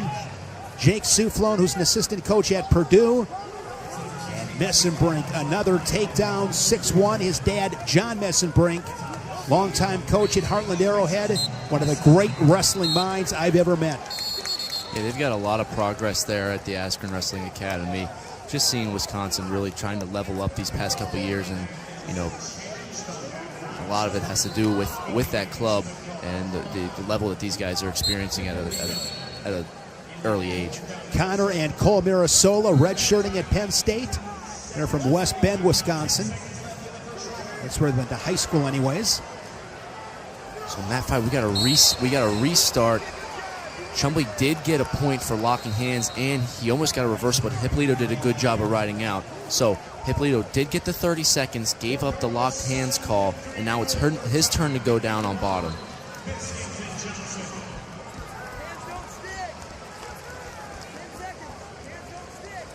So now this is where this riding time is really important, because he got those 30 seconds. If Hippolito gets an escape, it'll be 2-2 and still coming down the riding time. So if you're Chumbley, you really got to try to ride out as long as you can. Try to get this 30-second ride out and win it 2-1. Sinks in a claw right off the whistle. Hippolito to his feet. Fighting hands. See him fighting his tooth and nail. He drops down to this leg. This is a good opportunity here. Stay in. Now get a mat return. You got to try to get a mat return. Don't give up that stall call right now. Hippolito rules. He stays in. Now his foot's still in the center. Doing a good job. He's getting the count. Great job by Chumbley. Only 7 seconds left on the restart. He's got to get back to the center, be ready for Hippolito to explode, control those hips. You've seen him roll a couple of times. You got to be ready for that. Has Chumbley been hit with stalling? I don't believe he has. Because if he hasn't, now you're dropping down. You're okay there taking that stall call. You got to be careful dropping down too early, though. Sometimes if you drop down, he did a good job of controlling this claw ride. Hippolito trying everything he can right now. Trevor Chumbley, 20 seed. Wow, taking out the 13 seed Hill round 1 and taking out the 4 seed Hippolito. Great run right now for the Wildcat. Trevor Chumbley has had a very solid career at Northwestern and putting it all together here in Philadelphia. He is into the quarterfinals, the 20 seed, and looking at mat number 3, that is 7-7, riding time and on factor, 40 seconds left. Chumbley will get the winner of this cannon fish match on mat 3. And there was obviously that big long review and kind of sets up the opportunity for both guys to reset. Now kind of setting up a 30-second sprint going into this third period.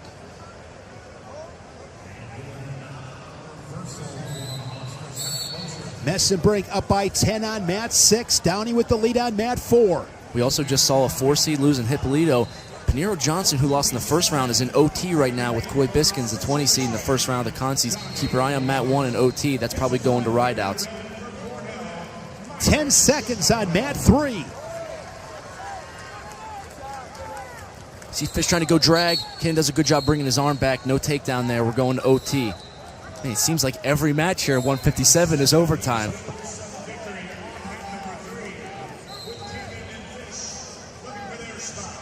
This tournament, Trent, just keeps getting better and better and better. And it'll keep getting better as we get into these rounds. Look at Fish in an upper body. He's comfortable upper body. Goes for a throw. Cannon's got double overhooks. Fish is in a great position. He's trying to step in. Big What a big toss from Caleb Fish, the cowboy, into the quarters. Oh, and the challenge brick out by Ohio State there. Not sure what they're seeing, but they're going to try to challenge that. That was an awesome sequence by Fish. Double underhook, step in, big throw. I'd love to see that. What a toss from Caleb Fish. The former Michigan State Spartan. I just love the courage. When you get to a place you want to be, a position of strength, let it rip. Well, you notice he had that body lock, double unders, and what he did was he stepped in, he brought his hips in, and that allowed him to pick up Cannon's feet off the mat and able to rotate for the big throw and takedown. I will say this about you, Trent. This has been an absolute blast. You and I were talking before this session, and you said you wanted to be a wrestling coach. This has been a blast, but you are going to do great things someday as a coach. You have a great way of explaining things. Yeah, well, there is certainly a lot that goes into it. I think, it's certainly not the most glamorous job. It kind of seems like it is, but what these coaches do behind doors with recruiting and fundraising, it's a lot of work, but the wrestling side of it is certainly fun. You just better not ever big time me.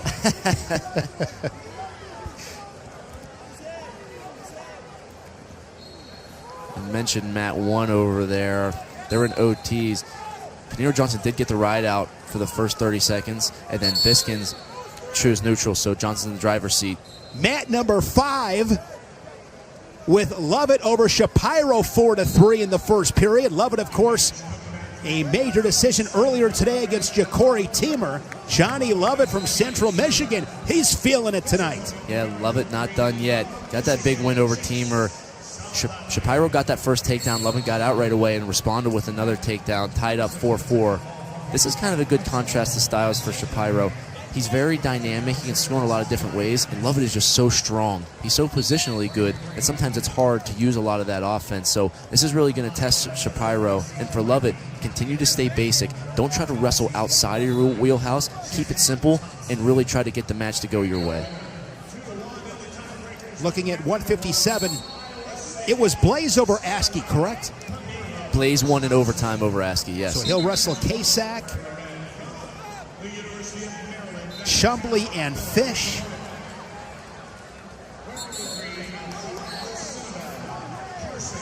Vinny Zerbin from Northern Colorado. Chase Seldante now at Michigan.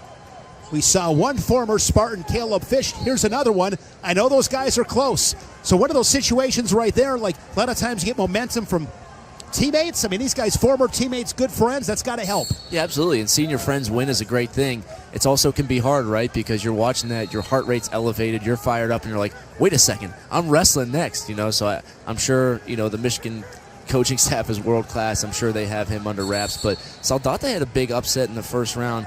Ended up pinning Ethan Miller, who was really on a tear earlier this season. Zerban also had a pin. So these are both guys that had falls early round. You know that they're capable of scoring big bonus points, and they both scramble extremely well.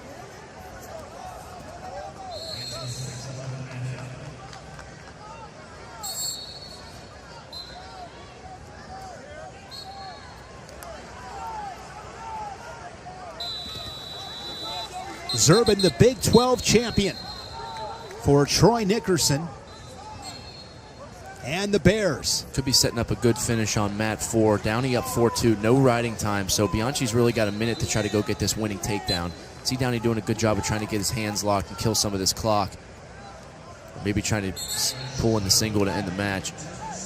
Mikey Caliendo, the number 3 seed. The Hawkeye is up on mat number 6, 6-1 over Thompson of Northern Iowa. Just over 20 seconds in the first. Shapiro and Lovett 4-4 early second. That's on mat number 5.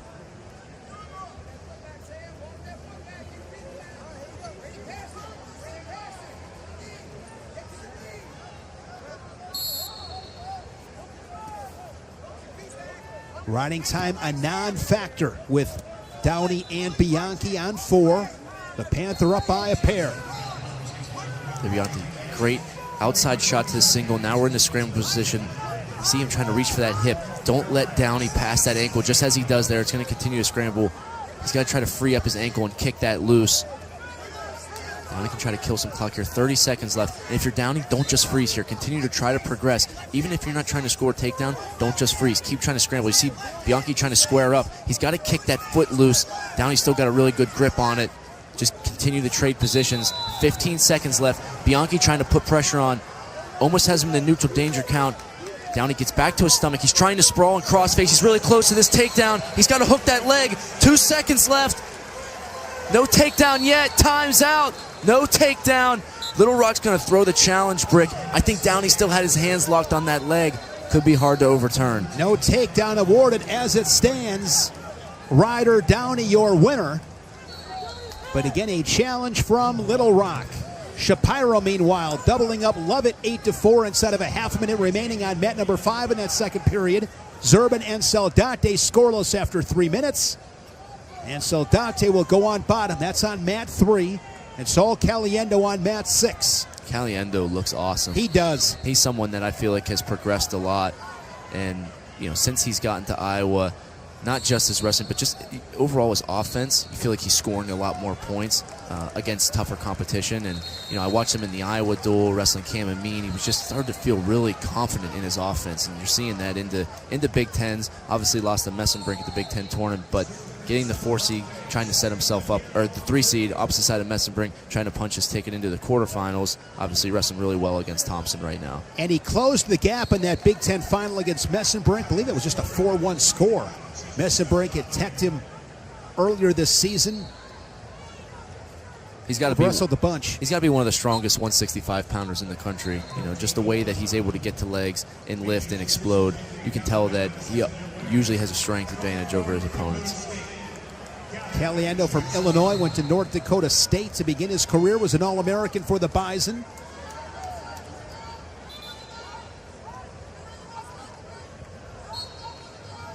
I called him the Bison once. I'll never do that again. So you and I were talking earlier, talking about some of these, the mascots. And I asked you, because I'll make references, the Hawkeyes up 11-2. So when it comes to North Dakota State, I'm like, you're not going to say the Wolfpack is up by 2. So I'm trying to figure out what you would say.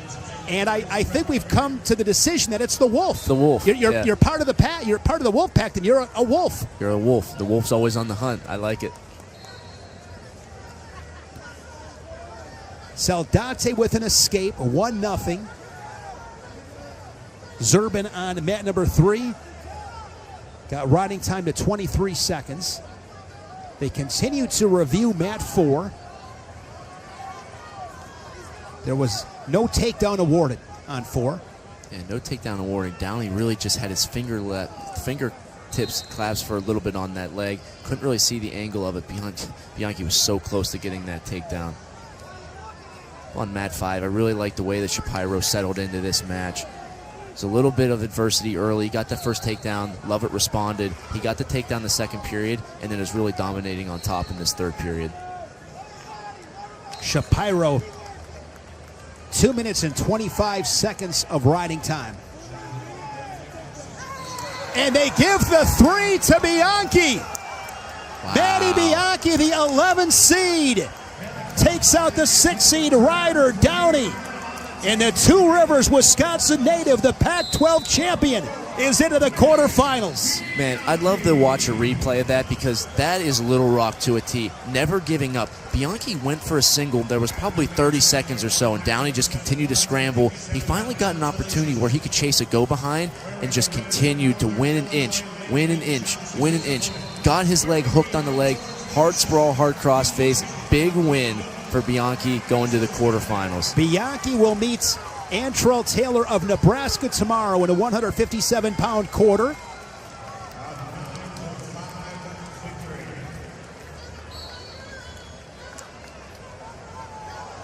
Zurban and Saldate in a tight one on mat 3. And Vinny Zurban able to get the reversal. And the 2-1 lead. That's on mat number 3, and now Zurban's going to get some swipes. Yeah, Zurban looking great. Got that reversal and run right to top, holding 2. That's a big 2-point for back points for Zurban. Anytime you get back points in these matches, it really sets things up. You can have a really close match. If you're struggling to get a takedown, that top game often can be a huge difference maker.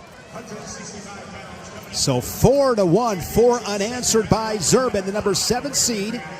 Coming up on mat 5, it is Minto and Ramirez. Amin and Steed set to scrap on mat 4. Garvin and Sparks as well on mat 6.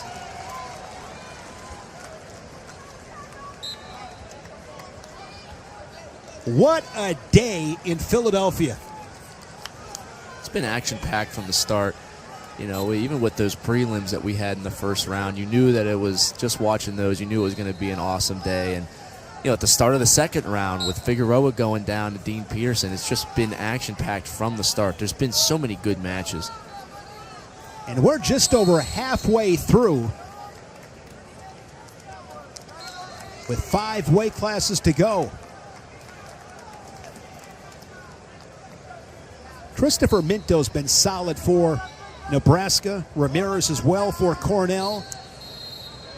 Yeah, Minto getting inserted in the lineup at Nebraska at 165 has been huge for them, especially in some of the big dual meets this season. He's come up with some huge wins. Just been a great addition to their lineup. Ramirez is one of the most talented wrestlers in the country. He's been so close to All-American a couple of times. This really is the season he believes he can not only All-American, but win a national championship. Zurban victorious on mat 3, 5-1. Got that third period ride out. Reversal into back point. Stayed on top for the big win. Ramirez, a 3-time conference champion, couple of EIWA titles, an Ivy League champion this year. Cameron Amin on mat number 4, 3-time All-American, coming over from Ann Arbor. Now, Meade and Steed is a really good matchup. Both guys really fundamentally sound. Minto got Ramirez in a little bit of trouble on mat 5. See if Ramirez shows some of his flexibility. I wrestled Julian Ramirez at Who's Number 1 in 2018, and he had some of the best split defense that I've ever wrestled against. I remember that to this day, getting in on his legs and feeling like it was impossible to finish. So we'll see if we see a little bit of that in this match. Mat number 6, the ACC champion Hunter Garvin, an All-American last year, placing 6th in Kansas City.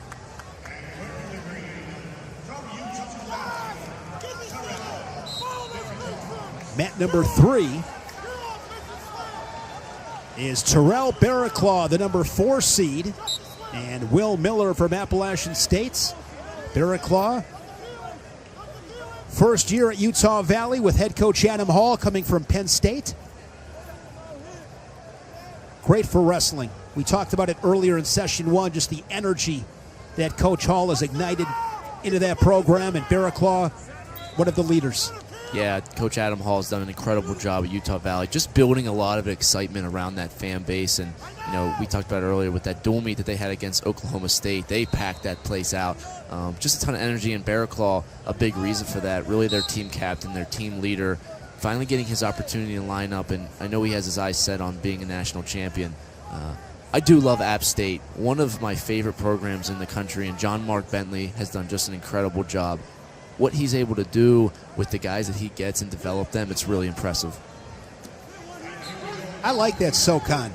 Scotty sent us at Campbell, Kyle Rochelle at Chattanooga, to name a couple. You mentioned Coach Bentley at Appalachian State.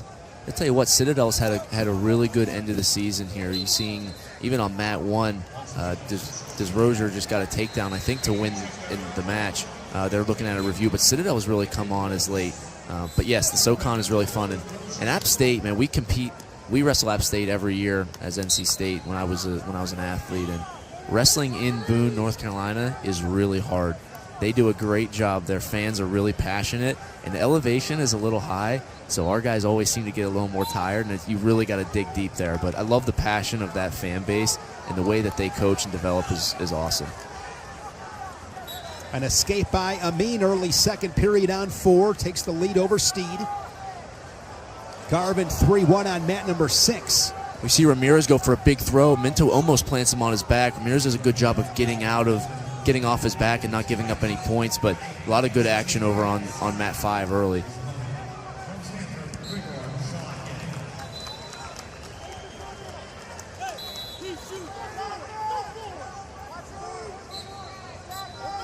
Second period on mat number 6. Garvin a 3-1 lead. No score with Ramirez and Minto. Mat number 5, 35 seconds in the first. Midway through the first period on mat number 3, Miller and Barraclaw 0-0.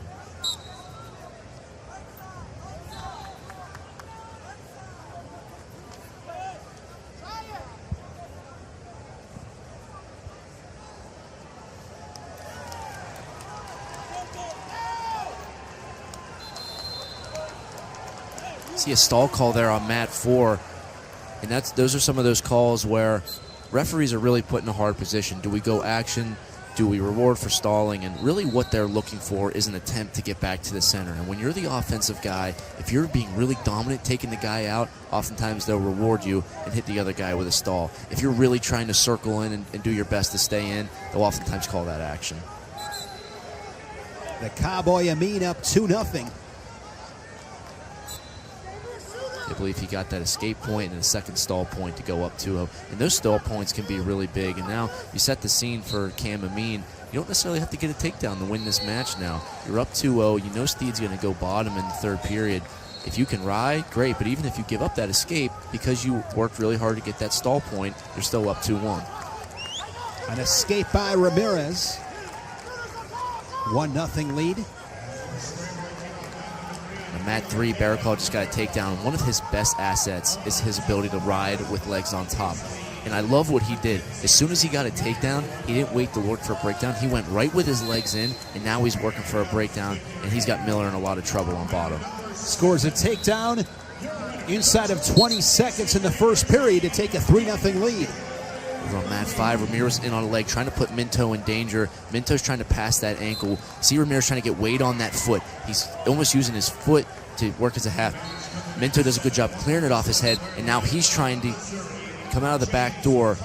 Ramirez doing a good job of continuing to roll. These guys are so talented in these situations, and it comes from a lot of reps and practice. A lot of times people think these guys are just out there doing random stuff. They've practiced these positions a ton of times. Good scramble with Ramirez and Minto. Now you see Ramirez coming out the back door. He's trying to get height. Minto locks back into the crotch. And now Minto's got Ramirez on his back. Look at takedown this. and back points. Count it. He's going to get the full 4. Christopher Minto. Unbelievable wrestling by Minto. Ramirez What did he just hit? He had a hand, so he had his hand under Ramirez's legs, and then he went kind of like what Anthony Robles used to do, where he'd go, I used to call it a Chirella, and then roll through, Great job getting the takedown and the 4 back points. All of a sudden, Christopher Minto in Nebraska coming along. 7-1. What I said, Nebraska's a team that's really close-knit. They operate on momentum. Ridge Lovett setting the tone with that tech fall. And then Taylor comes out and gets the fall, and here's Minto against the number 5 seed. Big situation right here. Short time if you're Minto. Point saved, point earned, good breakdown. You look at Ramirez, head on the mat. Yeah, it takes a lot of wind out of your sails, especially in a close scramble like that. If you're Ramirez, look, yes, you just got taken down to your back. You still got 2 minutes. You're highly capable of scoring a lot of points. You've got to turn it on right now. You don't have any time to waste. Your back's up against the wall. But this is, I talked a little bit earlier about coaches putting you in situations. I promise you that Coach Mike Gray has put his athletes in this situation. Hey, you might get thrown to your back. You've got to come back in the 3rd period to win. Let's see how Ramirez responds.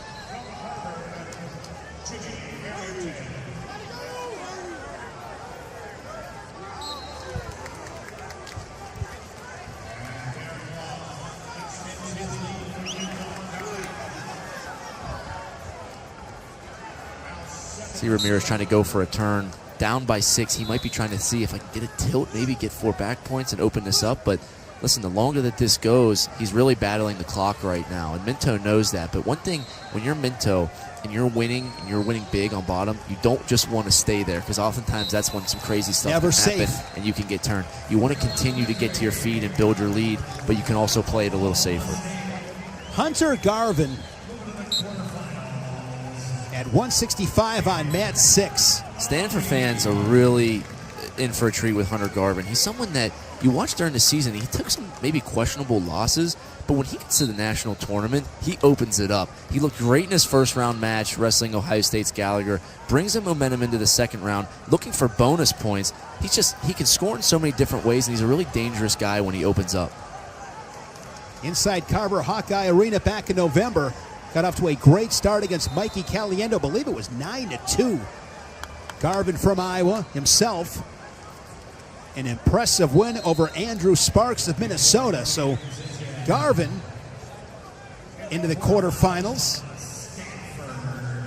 And Ramirez down 8-1 here. He's going to try to go big. Tries to go duck under to the body, and Minto stuffs it for a big takedown. Bonus points for Nebraska. Right now, they're 2nd in the team race. This is going to go a long way for them. Amin over Steed. Caliendo victorious as well for Iowa at this weight class. Good match here on 4. Scholes and Mantanona, pair of really impressive red shirt freshmen. Yeah, this will be fun. I talked earlier about Illinois. Braden Scholes has been a big part of that youth movement that they have, and you got to be really excited if you're Illinois, but you also got to be really excited if you're Michigan. Mantanona, the 6th seed, has had a great season, and the Mantanona brothers are really dangerous. Fortunately, I had to wrestle the older brother in high school one time, and I got whopped. He was at what, Oklahoma? Oklahoma, yeah. These guys are really talented. They're really dangerous. They got great upper body technique, and they can always go big. So when you're wrestling these guys and you get to their legs, it's never going to be an easy finish. You know, they're going to make you work for it, and they feel really comfortable wrestling from some unorthodox positions. On mat number 6, it is 4-time All-American and 2-time national champion Keegan O'Toole from Missouri with Lorenzo Norman of Stanford. Super dangerous. O'Toole, though, the veteran, so crafty, 4-time Big 12 champion. 2 third-place finishes for O'Toole's to go along with those national titles. You see O'Toole with that knee brace. He hurt his knee early in the season, has made a great return. Obviously, that huge win over Hamity in the Big 12 finals in OT. You know, obviously, O'Toole's been here. He's done it. He's the favorite to repeat again this weekend. 174, fun weight class with O'Toole, the number 1 seed. Or rather, 174, as I mentioned, O'Toole, Haynes, and Hamity. Now, if you're squeamish, be careful looking at mat 5. Peyton Hall has some of the best rubber knees out of anybody I've ever seen. He has really taken his game to the next level this year, and a lot of it is to do with his confidence and the way that he works. And he's really confident right now in his offense. And you notice he's not afraid for guys to get to his legs because his defense is also so sound. So look for Peyton Hall to be really high octane, and he's good on top. He can open matches up in a lot of different ways. Peyton Hall, two-time All-American, Big 12 champion. He was 7th last year. Just one loss on the season. He's wrestled a lot of matches, over 30. Yeah, he has, and that's exactly what you want to see. You know, the trend right now in college wrestling is guys not wrestling that much. I was always someone that loved to wrestle a ton of matches, and Peyton Hall is no different. The more mat time you get, the more you start to put these things together, and this has been his most successful season, and I think due to part that he's not afraid to compete. You like about that 30 mark? I think 30 is a pretty decent number. It was really funny. So my 6th and final year going up to 197, I wasn't cutting nearly as much weight, and I felt really good, and I wanted to compete. Our coach was trying to hold us out. I was like, no, I want more matches. So I actually wrestled more matches in my 6th year than I did the other years. Lorenzo Norman gets a takedown with 35 seconds here in the first. You've heard us talk about this before. Can he finish this period on top? Yeah, well, see, here's the thing with Lorenzo Norman. He's looked great all year. He's got out the big leads, and then guys have come back. This is going to be a huge test for him. He obviously got the first takedown. O'Toole responding really well right away, in on a shot with 15 seconds left. There's never been a question if Norman has the talent. It's can he put it all together for 7 minutes. This is big inside of 10 seconds, and Norman able to fend off that attack from O'Toole. O'Toole with a couple of really gritty victories this season. He's beaten Levi Haynes and Dean Hamady, both in sudden victory, most recently beating the Cowboy Hamady to claim his 4th Big 12 title. Yeah, and talking about guys that aren't afraid to compete, O'Toole puts it on the line all the time, especially in spring and summer Tons wrestling. of guts. His freestyle wrestling career has been really remarkable. He loves to compete. He's doing the sport for the right reasons, and oftentimes you get rewarded for it. Big back points for Mantanona. He's looking for swipes, maybe just a one swipe on mat 4, but he's been in control on top that whole match. Mentioned Heartland Arrowhead High School. That's where O'Toole is from as well. Mantanona was 3rd at the Big Tens behind Messenbrink and Caliendo. Good first period for Peyton Hall, the 2 seed on mat number 5. Look at this, 174, a 24, and a 25 on mat number 3 with Wallach and Harkins. Yeah, not a lot of people had that chalked up. Wallach with a good upset over Hartzler of Ohio I State. thought I saw your bracket. You had both those guys winning today. Of course I did. Wait till we get to 197. Yeah, pretty incredible for you, Trent, because you picked the 23, 24, 25, 26 seeds at 197, all the win. You called it. Maybe I should go hit the casino after this. And the 19 seed won at 197 as well. 197 blew up.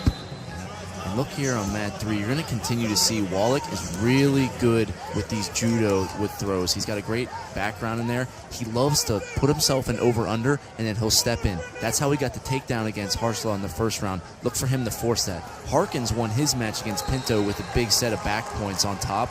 So both these guys have different paths of victory. They feel comfortable on top. Wallach obviously loves upper body. That's a great lefty knee pull right there coming out the back door. Harkins going to try to scramble. See Wallach doing a good job of hiding his ankles, not allowing Harkins to get a grip on it with a stalemate.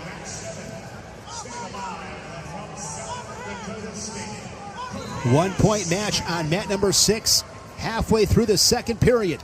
Norman, the only takedown in the match. O'Toole, a pair of escapes. Look for O'Toole to open up his outside step. Once he gets that outside step motion, he's really good at finishing. You watched him finish a single leg against Hamady in the Big 12 finals. He also finished a single leg the same way against David Carr a couple of times. But look, Lorenzo Norman in on a single, looking to double off. O'Toole's really good at scrambling. Norman's got to try to push away at that knee that has a brace on. You see him push away at the foot. You got to push away at the knee, clear your head, and try to double off. This is a big opportunity for Norman. He's got to execute right here. See him slip that arm up. He's going to get the takedown here if he locks his hands.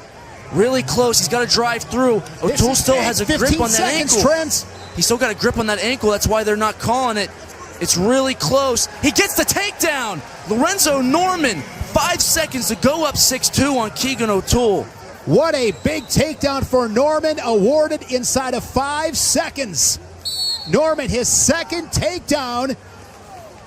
And we have another national champion getting tested tonight. And it's interesting, in this second period, Lorenzo Norman, not someone that's known for riding that well, he got himself up to 1 minute and 9 seconds of riding time. He did take a stall call, though, so that's important to keep in mind. And Keegan O'Toole gets his 1 point at the end of the period. That's huge. Time on the clock, time to score. And I talked about earlier, Lorenzo Norman, obviously, we know he has the skill and talent to win these matches. He's won a lot of big matches earlier this season, but as the matches go on, the ones that he has big leads on, guys start to catch up. He's got to be able to finish this match right now. He's going to go down. I expect Keegan O'Toole to take a little bit of that riding time down, cut him, and then look to get to the offensive takedowns. Good match on mat number 6. If you're Norman, you can't shut it down right now. Don't go into that defense mode that lost you a couple of matches earlier this season. Use those lessons that you learned and go try to put this match away. Believe in yourself and go for it. You've taken him down twice. And you know O'Toole's going to start to pick up the pace here. He's going to put a lot of offense together. Norman's been hit for a stall call. O'Toole in his mind right now is thinking, if I put the pressure on and I get a takedown in the stall call, we're tied up and I can try to ride it out. Norman has riding time at 107. Yeah, so just 107. So O'Toole knows, he's got a great mind. He knows that. Get a takedown and you'll bring that riding time. Just got to get our takedown. It'll bring it down. In the process. He's also going to try to look to get a stall call. And if you're Norman, you want to keep territory, circle back in, stay in a good stance. Yeah, really try to stay in the center. O'Toole doing a good job of getting him to the out-of-bounds line. They do hit Norman with stalling. That's a stall point. It looked like Lorenzo brought himself in, but the ref said he took him out. Stall point for O'Toole. So now a 7-4 match. Great level change in attack from O'Toole. It's going to be a double leg, and this match is tied up at 7.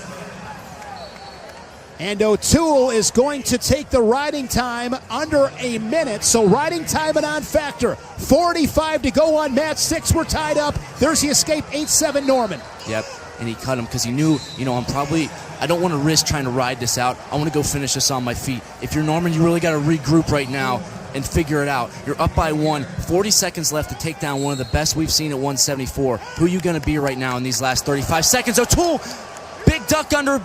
He's a lift away from getting this takedown. Norman doesn't have the answer for it. O'Toole claws his way back. 10-8, 25 seconds left. Norman's going to need a reversal to keep himself in this match. Watching Keegan O'Toole in this match, Trent, you talk about poise. Just so poised, so controlled, calm. His body language spoke volumes to me. He never panicked. He got himself taken down. Even at the end of that second period, getting that escape to close the gap to 6-3. That was huge for O'Toole. Calls himself back. Big comeback win. Puts himself in the quarterfinals. 10-8 for the two-time national champion Keegan O'Toole of Missouri. Good scrap with the young Lorenzo Norman. We'll see what Norman can do on the backside. You see on mat 4, Mantinota getting a big takedown late in the third period to go up 8-5, punch his ticket to the quarterfinals. Looks like there's a challenge brick from Illinois.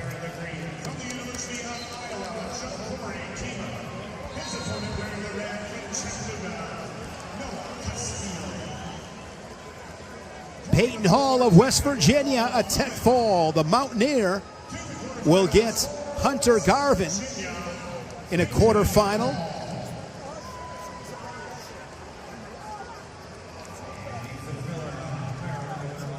Wallach and Harkins 1-1. Mat number 3, riding time and on factor. 40 seconds to go in regulation. They are on mat number 3. DeVos and Thompson will wrestle on mat 5. Singleton and Hamady on mat 6.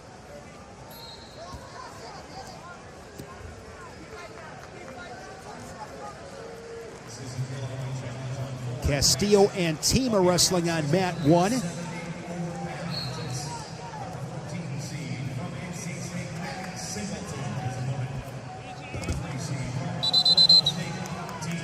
Tomorrow, Trent, probably the best full day of wrestling all year. Quarterfinals tomorrow right here on Madcast on ESPN Plus, noon Eastern, 11 Central. And then tomorrow night, the Dog Bone Blood Round. Guys becoming All-Americans, punching their tickets to the national finals on Saturday night. It doesn't get better, in my opinion, than tomorrow. I'd have to agree with you. I mean, you talk about that quarterfinal round and then setting up the blood round in the semifinals with the Dog Bone. You know I love the Dog Bone format. It's just there's so much on the line. There's so much emotion. You'll hear the crowd get into it. You'll see the celebrations by guys, and you'll see the guys that really have to pick themselves back up and finish the tournament. It's just there's so much on the line. It's a great day of wrestling. Nothing in between tomorrow. It is the highest of highs, the lowest of lows. I love Saturday. That medal round on Saturday morning is great. Of course, crowning the 10 champions on Saturday night, it is fantastic. But I give Friday the win by a sliver. Yeah, I would say so too. And, and these rounds are so important. To put yourself there is a ton of work. That's what you're seeing right now on mat 3. Harkins and Wallach scrambling it out in OT. Bo Mantanona fired up. The Wolverine into the quarterfinals. DeVos of South Dakota State. Here at 174, the first takedown. 3-0 on Thompson of Ohio, the 4 seed. Sudden victory with Wallach and Harkins. 60 seconds left. Hamady out to a quick start. And Wallach on the ankle and secures the other leg for a takedown. He's back in the quarterfinals for second year in a row. A year ago for Zach Tonelli and Columbia. Now Tonelli, an assistant coach at Virginia Tech. Wallach followed his former head coach, and as you said, back into the quarterfinals for a second consecutive year. An awesome turnaround season for Wallach. He struggled a little bit in that midseason, is really turning it on. 2 huge wins for him today. Ruiz and Ogunsanya, mat number 4.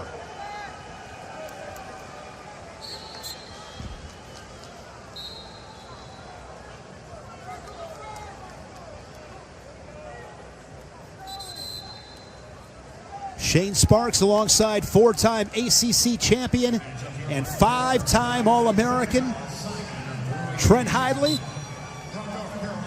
So glad to have you with us here on this Thursday of the NCAA Championships. We're rocking and rolling. Back in Philadelphia for the first time since 2011. Next year we are in Cleveland. Cleveland was back in 2018. That was your first NCAAs, correct? Yep, the first time I ever got to go to NCAAs. My brother Hayden was in the finals. NC State got a team trophy. That was a really memorable time for me. And I know there's a lot of high school kids that are probably in the crowd right now, and it's probably their first national tournament.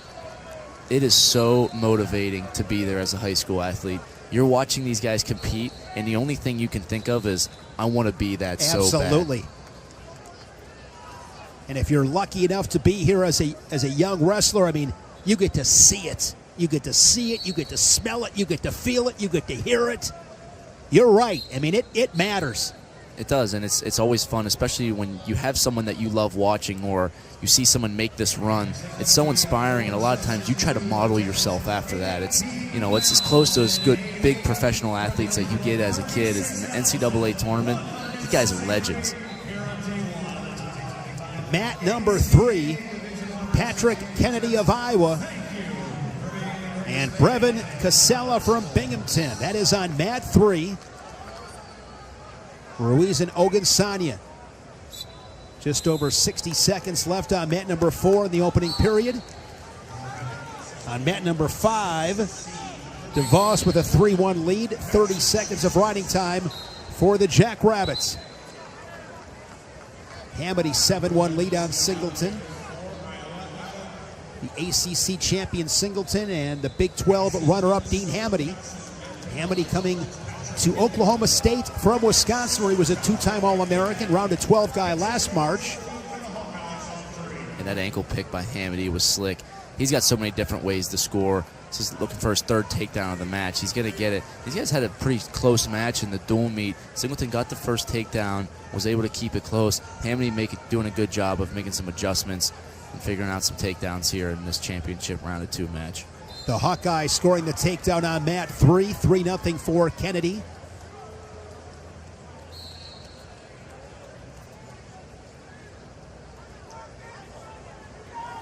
Kennedy is just a grinder.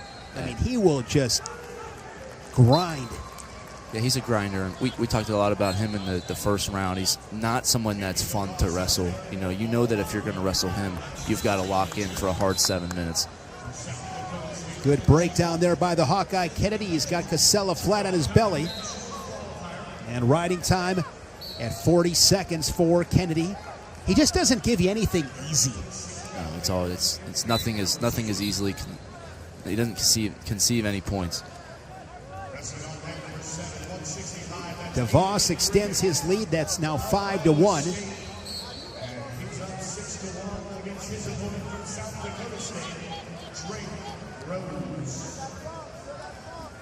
Tell you what, Shane, look over at Mat 1. Noah Castillo over Ja'Cory Teamer. He's up 7-1 right now. If you're an Iowa fan, this is not what you want to see, but if you're Chattanooga, you love to see it.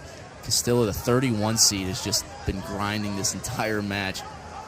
Up 7-2. He's got to be able to finish this third period, see if Teamer has it in him to come back. Ja'Cory Teamer has had a phenomenal career. Just as I say that, here comes Teamer storming back. He got an escape. He got in a takedown, 7-5. He's probably got to cut him to try to go get another one. Riding time not a factor right now. There he is going to cut Castillo. So Teamer down 8-5, 1:09 left. See if he can go get another takedown to tie it up. Kennedy doing a really good job on mat 3 on top. See, he's got that bow and arrow.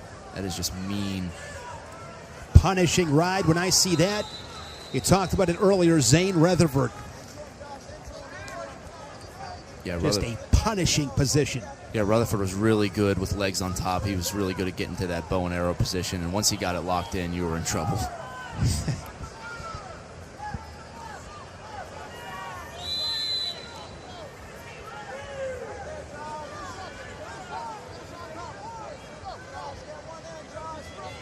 Ja'Cory Teamer, 4-time All-American, runner-up last March, fell to Levi Haynes in that final.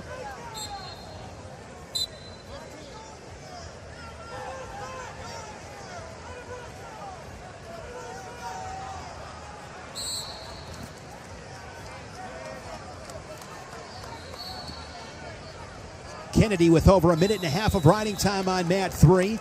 They go to the third on 4. Ruiz 1-0 over Ogunsanya. Ogunsanya going to get his opportunity on bottom. Mat 5, Thompson got a quick escape. He's down by 2, 1:45. Riding time not a factor. See what adjustments Thompson can make. Divas got that first takedown. Divas back in on the legs. Thompson used that underhook to defend.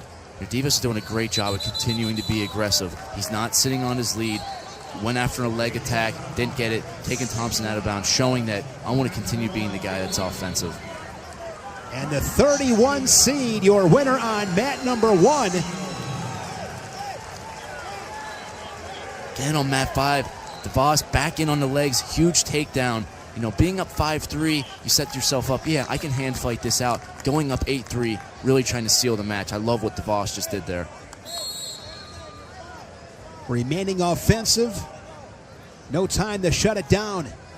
And Dean Hamady on mat number 6 with over 3 minutes of riding time gets the 15-3 major decision. Hamady into the quarters.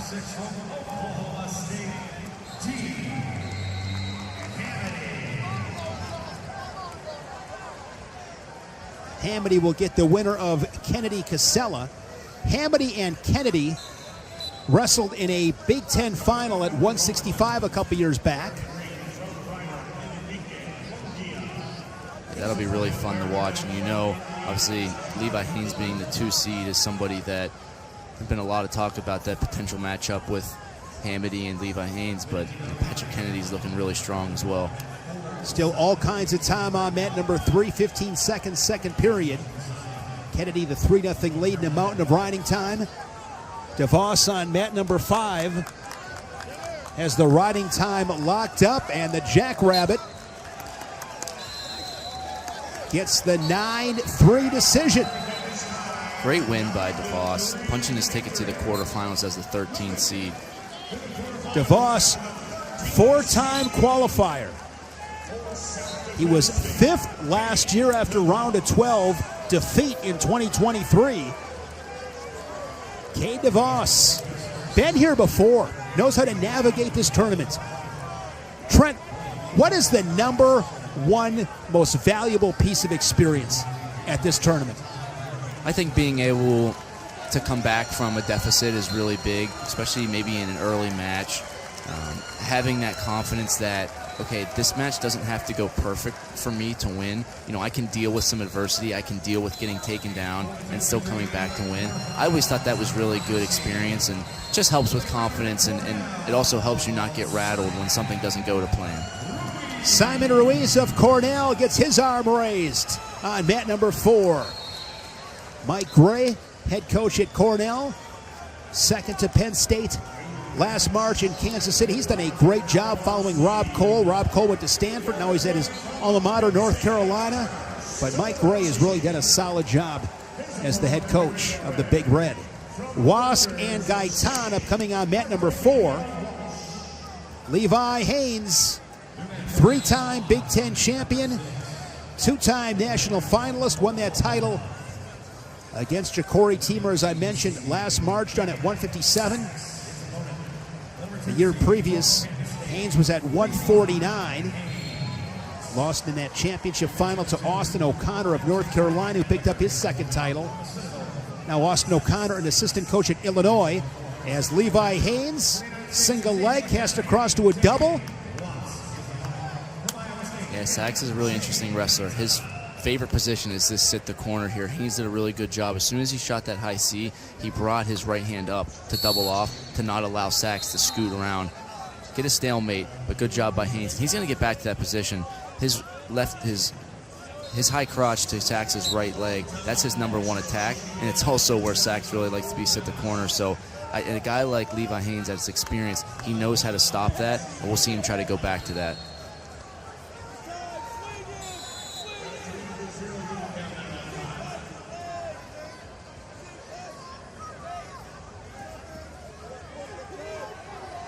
For Danny Wask going for a cement chop like we talked about earlier. Gaitan, really funky wrestler from California. I love watching him wrestle. He's very dangerous. Patrick Kennedy, 3-0 on mat number 3, knocks off Brevin Casella of Binghamton. And it will be Hamady and Kennedy, the 3 seed versus the 11 in a quarterfinal tomorrow here at 174 pounds.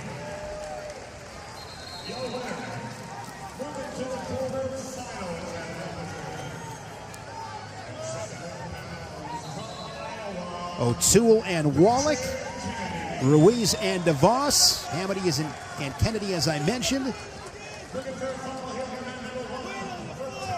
Levi Haynes, 3-0. 1 minute first period, Haynes on 6. Carter STAROCCI of Penn State, the 4-time national champion.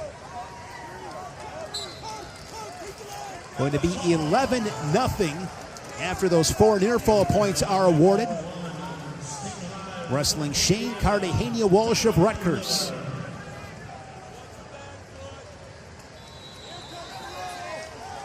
The last loss for STAROCCI in a match that he actually wrestled, he had those 2 injury defaults at the Big Tens last year, was in 2021 at the Big Tens to Michael Kemmerer, who's now coaching at Minnesota. And then STAROCCI was able to avenge that loss. That was 2021, I believe, in St. Louis. Yep, the national finals that round. It's interesting with Kemmerer being at Minnesota. I thought that was interesting during the Big Ten final. Obviously, Kemmerer knows STAROCCI pretty well, understands the style, and to be able to coach McAnally, it's good for McAnally to have a bit of that advice going into a matchup like that.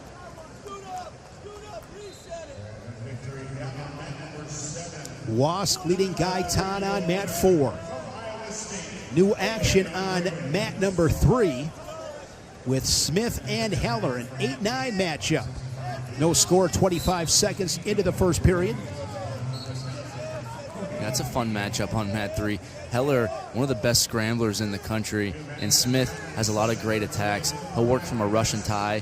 He's got a great slide by. He's also can go big upper body, so I'm excited to watch how these guys mix it up. Of course, coming up at 197 pounds, it will be Luke Stout and Max Stout, brothers, meeting tonight. Yeah, history. That's insane. History in Division I wrestling. I know, man, we keep hammering it, but it really is impressive. Both of those guys making it to this point, wrestling each other. What are the odds? Man. It's never happened before in Division I. You just got to think what's going through their minds right now. You're trying to focus as much as you can, but in the back of your mind, you know that you just really can't get over the fact that I'm wrestling my brother right now.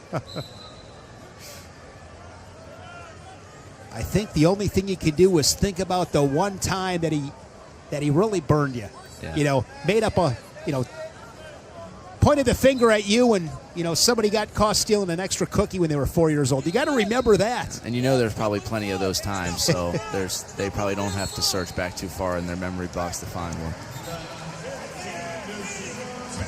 Tech fall for Carter STAROCCI. His quest for 5 continues back into the quarterfinals.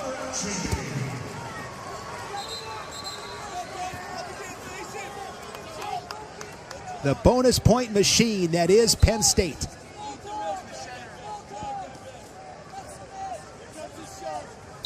Levi Haynes, 4-0 lead on mat number 6. Late second period. Look at this on mat number 1. Harchla and Pinto. Somebody's going home. Crazy consolation round 1 match. Both guys got upset in the first round, and as a coach, no, you never want your guy to be in these positions, but you also train them to be able to deal with adversity. Well, let's take a look at mat 3. Jackson Smith's got Heller in a cradle on his back. Heller tried to go high flyer. This is really tight. Jackson Smith looking for the fall. He's really close. Steps over. He's got him tighter. Said Jack Smith was a big move guy. Here he's showing some of that ability right now. Heller really trying to fight off. Still 20 seconds here, Trent, as he's going to settle in. He's got him tight. And he gets the slap. Jackson Smith of Maryland. That was huge. And Heller is a guy that loves to do those big scramble and big throws. But Jackson Smith is not a guy that you want to play around with. When he gets that locked in, good night. Smith, the 8th seed, will get Carter STAROCCI tomorrow in a quarterfinal.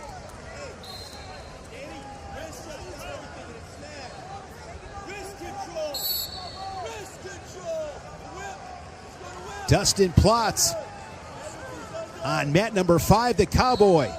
Scores a first period takedown. Dustin Plott, what a career he has had at Oklahoma State. 3-time All-American, a runner-up to Parker KECKISEN last March. He's won a couple of Big 12 titles. 3-time Big 12 finalist. Just another one of those guys. When I see Dustin Plott, reminds me from a stylistic standpoint, kind of like Patrick Kennedy. It's put on the hard hat, grab the lunch bucket, and work. He's really a coach's dream, somebody that works extremely hard and is super consistent. Ever since he got to Oklahoma State, he's put himself in position to compete at the biggest stage, and this year is no different. Obviously, continuing to challenge himself at 184 with some of the best guys in the country, and that's how he's continuing to improve. He's never shied away from competition. He's been consistent, he's challenged himself, and now really looking to finish on top here in Philadelphia. Wask doing a great job on mat 4, just controlled the entire match. He's been on top a really long time and, has earned his riding time. Gaitan, a funky guy, but Wask has just controlled him the entire bout.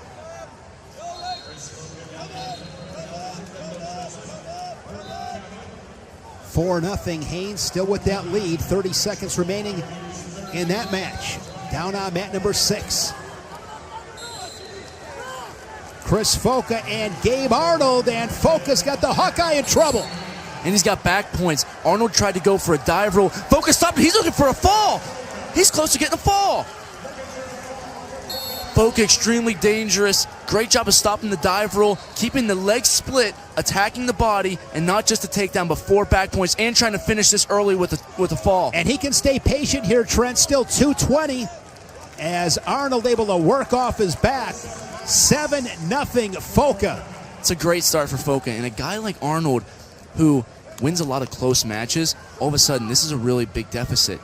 If he's going to win this match, he's going to have to bring out his offense. It's not going to be one of those 1-1 overtime matches. He's going to have to get out and start pushing the action. For a guy like Foca, when Arnold starts to get out of his game plan a little bit, that's when you take advantage and look for some reattacks. Foca, three-time national qualifier. He was a round of 12 last March. He was third in 2023. Couple-time conference champion, EIWA and Ivy. And Foca's a guy that I think kind of got maybe not talked a whole lot about. You know, last year got to a tournament and did an All-American, and coming back into this year, it's just a ton of energy. He's had a great season. You know, he's only lost one time, won the Ivy League title, and you see this start here against a guy like Arnold, and scoring 7 points and getting back points on Arnold. I really haven't seen anybody do that in the first period this whole season. He's really tough to score on. He's low. I mean, he's short and stocky guy, super strong, hard to get to him offensively. And now he's doing a great job in continuing to control this match on top, staying on top, getting your riding time off, especially when a crazy situation like that happens and your heart rate's going crazy. Sometimes being on top and just collecting yourself for a little bit, it's a little bit of a reset for Foca, as well as, you know, you're staying in dominant position. And you bring up a really good point with Arnold. At this stage in his career, he'll need more offense. A 7-0 deficit. It's still first period, plenty of time. I mean, he's got to be thinking just about the next position, the next point. But it's a tall mountain. Yeah, well, one thing, Gabe Arnold's extremely talented, right? He's got great offense, and sometimes being in a position like this forces him. It goes off in your head. It's like, I don't have anything to lose now. I'm going to open up, and I'm going to go try some things. And when you wrestle like that, sometimes you surprise yourself with the things you're able to do. Silas Allred on mat number 6, a wild match earlier today. He was down 10-1, a crazy match, ultimately got the fall. And here he is against Berge from South Dakota State. Going to see if Allred can continue some of that Nebraska mojo that they have. You talked about Pinto and Hartzler being in a pretty crazy match over there on mat 1. There's going to be a challenge. And Nebraska coming on as late in the second round. Big Ten runner-up, Max McGonagle at 184. McGonagle, the number 3 seed, wrestling DJ Parker of Oklahoma as they are reviewing the monitor. Mat side at the table. Focus 7-1 on mat number 3. Make it 8-1 for Foca. Right back in with an attack. He's got over 2 minutes of riding time. Here you're going to see some of that really impressive defense by Arnold. Really hard to score on once he goes to the splits, and it's pretty rare for a guy 184 pounds to be able to have that type of flexibility and mobility. I've always really admired that about Arnold. Well, we'll see Ferrari at 197. These guys are just getting better and more athletic. I know if I ever had to try to put myself in splits, it probably wasn't a good thing. Dustin Plott, just another workman-like performance. That was exactly what I was going to say, workman-like, and that's kind of the word that we use to describe a guy like Plott. And, you know, him growing and getting better this season, he's not going to sit on this. Look for him to go drag, go behind here. Good sprawl. Beat that hand. Put a lot of pressure on Nick Fine's shoulder. He has won a lot of matches in that orange singlet. Yeah, Oklahoma State fans are really going to miss him. But I have a feeling he's going to stick around. He's got a lot of wrestling left in him. I know that for sure. And this is what you love to see. Some of that Taylor influence maybe. Continuing to push for points. Absolutely. Looking for the tech fall. Up by 11. And might as well try to get this tech fall. Run through the finish line. Chris Foca, the number 6 seed. Impressive on mat number 3. McGonagle leading at 3-0 over Parker on mat 4, midway through the first. Allred and Berge, no score on mat 6. The third period over on mat 1. Hartzler up 4-2 on Pinto. You know Pinto's going to go pretty big here. Hartzler, great swim, high C. He's definitely going to want to finish this. Pinto creating a good scramble and putting Hartzler in a bit of a neutral danger. He's getting a 3 count. That's a takedown for Pinto. Go up 5-4, third period. This is going to be a good finish here. Hartzler jumping over, looking for a reversal. Doesn't have it yet. Really close to a reversal. They do reward the reversal. We'll see if Hartzler decides to ride or if they get back up to their feet. Action-packed on mat number 1, upper left. And this is a Consi match. Yes, it is. Somebody's going home. Somebody's moving on in a 1-point match. 60 seconds in this third period. Riding time a non-factor. And another reversal by Pinto. Back and forth they go. Pinto reclaims the lead. The Buckeye now trailing by 1. 45 seconds of your heart, so get back up to your feet. I know there's been a lot of crazy action, but find your 1 point. Don't get caught up in the reversals. Get your 1 point, tie this up. Really close, and they go out of bounds. Pinto, good job staying on top. Now, if you're Pinto, listen, you're in a tough situation here. Do the hard things, finish this match out on top, and win. And don't get reversed. Yeah. Buckeye Harchla trailing by 1 after Pinto gets that last reversal. Allred and Berge, mat 6. They're on the bottom center. Scoreless after 3 minutes. Late first period, McGonagle, the sensational redshirt freshman from Waconia, Minnesota, takes a 3-1 lead over Parker to the second. Yeah, and I wouldn't even say McGonagle's a huge surprise for Minnesota this year, but it's really refreshing for them to see him rise to the level that they knew how good he was. McGonagle coming into the season, we knew he was going to be really good. We didn't know he was going to be this good. McGonagle, 4-time Minnesota State champion. Allred a 1-0 lead. There is an escape by Harchla. Final seconds, looking for the win, trying to chase down that opposite ankle. They scramble late in regulation, and they are going to sudden victory, 7-7, Harchla and Pinto. And you know these guys have got to be exhausted by this point. They've been putting it all on the line. Who's going to get to OT? Who's going to move forward and go get this winning takedown? Looks like the refs are going to stop this and look at it for a takedown. Great opportunity for both guys to get a breather. They'll both take it. Towing the line on mat number 5, it is Fishback and KECKISEN. KECKISEN, the reigning national champion here at 184, the 5-time Big 12 champion for Doug Schwab and that Panther train. Talk about attack rate, high attack rate. KECKISEN is pedal to the metal. Yeah, and he's really diversifying his attacks a lot. Really never hits the same move over again. You know, notice his misdirections are really good. Been seeing him work some underhook stuff this year. We'll see if he incorporates that into this tournament, but he's just always doing a good job of pressuring. I know he's got a hard left leg lead, but he'll switch back to his right leg lead. Good with footwork and great shot entry, which creates easy finishes for him. Chris Foca, the major decision on mat number 3. Foca over Arnold. And the Big Red of Cornell with another quarterfinalist. Yeah, huge win for Cornell in there. And they've got a couple of guys in there. You know, obviously we watched Ruiz, Shapiro. The guys have been wrestling really well. 1 point match with McGonagle and Parker on mat 4. Action has once again stopped as they clean the mat. Mat 6. Allred with the lone tally on the board. Shane Sparks, Trent Hidley here on ESPN Plus. Matcast coverage here in Philadelphia inside Wells Fargo Center. Division I National Tournament returning to the city of brotherly love for the first time since 2011. How about this scrap? Mat 8, bottom right, Turley and McGonagle. Two guys that are just both warriors, you know, both losing round 1, coming in. You see Turley always never afraid to go for it big. A former All-American trying to get back on the stand, up 7-1 early in the first period. McGonagle gets a response with a takedown. It's going to be a high-scoring match.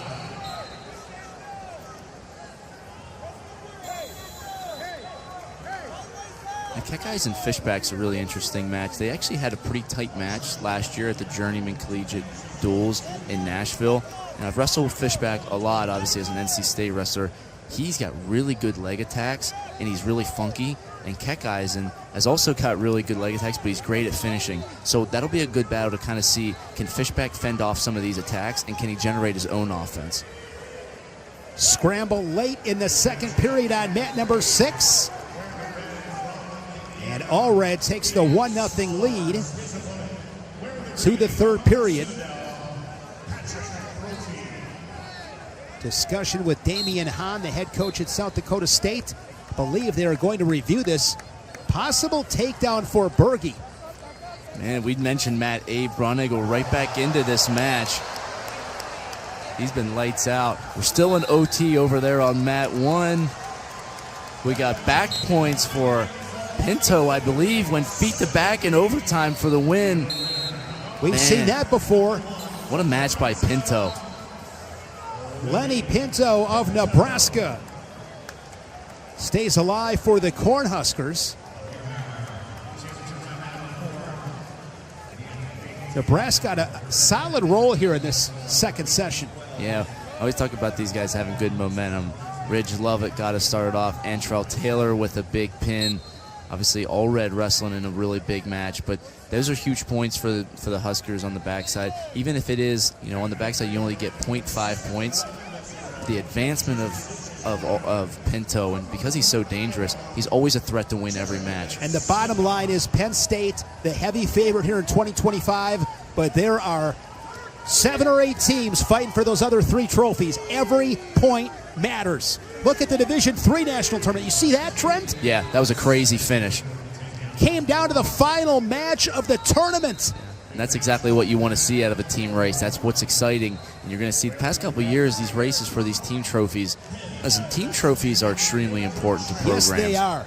And to be in the top 4 at this tournament is really impressive. So every half point, every extra bonus point, when you get a pin, those pins are huge. Congratulations to Wartburg and Johnson and Wales tying for the Division III national title. Nebraska Kearney winning the D2 title. But watching that D3 final, I mean, the heavyweight from Wartburg, it's a takedown with about 2 seconds left. For the team title. And then Johnson and Wales comes out. They ended at 125. He wins. I mean, it was awesome. Crazy. Total madness. I went to the Division III national tournament in 1994. I was a senior in high school. It was at UW Stevens Point, and it was won by Ithaca. That's the last time that somebody other than Wartburg or Augsburg has outright won the team title. Wow. 1994. It's been a minute. I really need to get myself to Division III. It is fantastic. Tournament. You talk about unpredictable. Yeah. Nobody is safe here. Nobody is safe in the D3. On another level. Yeah, I really need to mark that on my calendar last year. Check out Mat 3. We got that 24-25 matchup that I predicted earlier this week. Both these guys, huge upsets. Solar's over Brauneagle in round 1, and Patrick Brophy taking out 8-seed Luke Serber. You love to see guys like this get their opportunity in a second round. Turley and Brauneagle, Mat 8, bottom right. 20 points on the board already. Scoreboard huffing and puffing with 35 seconds to go in the second. KECKISEN has opened things up. 1 minute showing, second period, mat number 5. Berge, 4 unanswered. The Jackrabbit leading All Red down on mat number 6.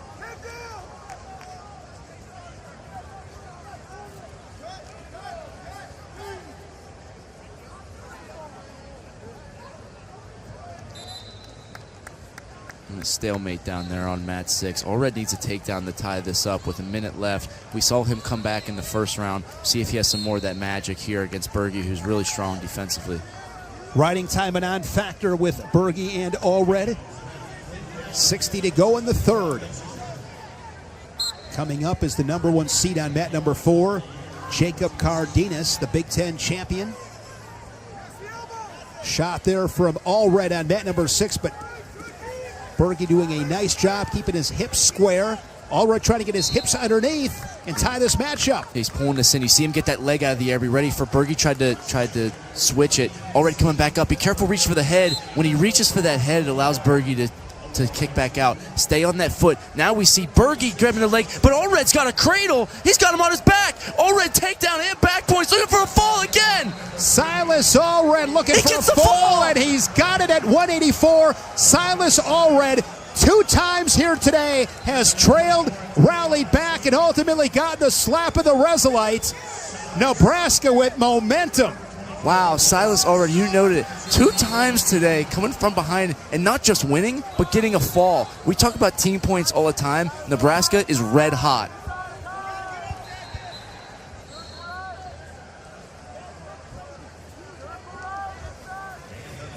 Silas Allred. What a day.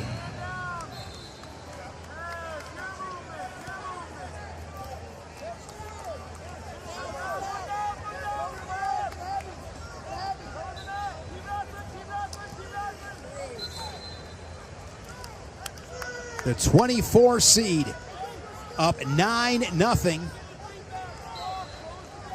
The Indiana Hoosier on mat number 3.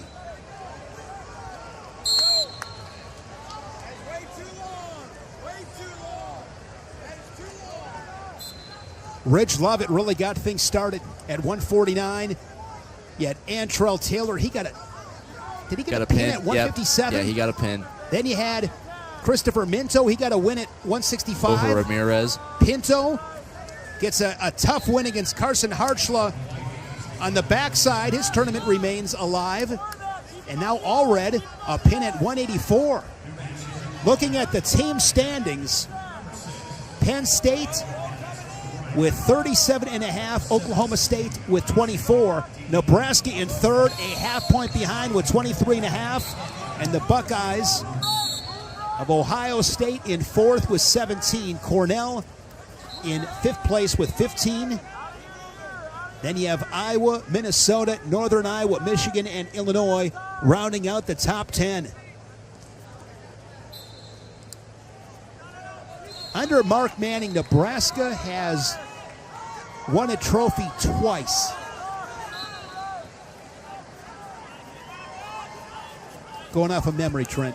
Yeah. Going off of memory. I think it's been twice, and if I had to guess, I'm going to say 2008, 2009. Well, I think one thing with Nebraska, you know they always show up for the Cliff Keen Invitational. They wrestle so well there, and you always say, now if they could just bring that to the national tournament, they can get a team trophy. That's the kind of energy that you see them wrestle with early in the season. Guys like Brock Hardy scoring a lot of bonus points. Now Antrell Taylor stepping up. Guys like Christian Minto, an upset here or there. That really is the recipe for scoring a lot of team points at this tournament. Coming off a really good Big Ten tournament. We've seen it before where they have a really good Big Ten and then underperform at the national tournament, but that has not been the case. And it wasn't a good start for them tonight with Caleb Smith. Yeah, Caleb Smith lost, and they just responded well. And in this tournament, the second round is big. The quarterfinal is really the money round. So getting guys to that point is super important, and then you really want them to take advantage because you get those advancement points. If you win in the quarterfinals, that's what really shoots up the team score. Missed it. Solers was able to beat Patrick Brophy, so the 24 seed, Gabe Solers, going on to the quarterfinals.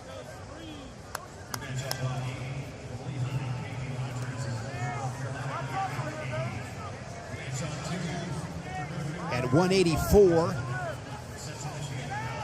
KECKISEN 20 seconds away from a win.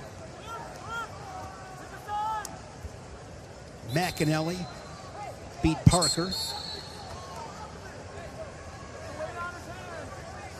Allred will meet Plotz. You'll have STAROCCI and Smith. McGonagle and Foca.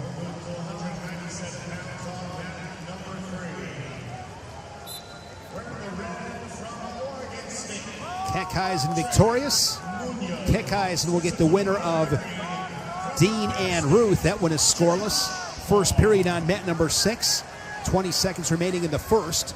Jacob Cardenas of Michigan. Second period escape, 1-0. Cardenas on mat number 4. Cardenas, 3-time national qualifier, coming over from Cornell. Yeah, this is really the year Cardenas wants to win this tournament. 2-time All-American, coming from Michigan, avenged that only loss to Josh Barr at the Big Ten tournament. You know, he's got a lot of momentum, getting the 1 seed. But Bates had a great round 1 match, beating Nick Stemmen of Stanford. It was kind of back and forth. He showed a lot of poise, being able to wrestle through different positions, score in different ways. So a good Big Ten test here for Cardenas. Munoz and Barr underway on mat number 3. Yeah, this is an awesome matchup here. Munoz, the previous All-American, and Barr, who's kind of been the story at 197 for Penn State this season, was, you know, bumping up a weight class and really took control of it and won a lot of matches. Kind of known this season for turning it on late, a lot of close matches, and then in that third period, really opening up the floodgates. Had that big win against Cardenas, able to get a reversal in the tiebreakers to steal it. Big time gas tank for Josh Barr. Finds another gear in the third. Stephen Little and Michael Beard, pair of All-Americans. I Settling things on mat 5. I believe this was a rematch last year, 197 for the 7th and 8th place match, and Little was victorious in that. So a little bit of extra motivation here for Beard. And I've wrestled Beard. I haven't wrestled Little. Beard is really good. You see that knee pull single of his. He's so good at hand fighting and opening up his shots. Little using his strength in here to sprawl. Beard in a better position, working up. Try to bring him back into the center. Don't take him out of bounds here. Little doing a good job getting his foot back into the mat, feeding hips, getting the restart. Good wrestling by both guys on that last sequence. Edmund Ruth, an All-American last March, won the Big Ten title down at 174. He's up 1-0. Dean of Ryder, that action on mat number 6. Ruth is so hard to score on. Yes, he is. Lot of low-scoring matches. He feels really comfortable. Anytime it's low scoring, he puts himself in a position to try to win the matches. Dean really has been a great surprise for Ryder this year. And a lot of people may not know about him, but he's got some big high-profile wins earlier this season, and a great win earlier today against Rogotsky, I believe, who is dangerous from Ohio State. Edmund Ruth never met a one-point match he didn't love. It's a great saying.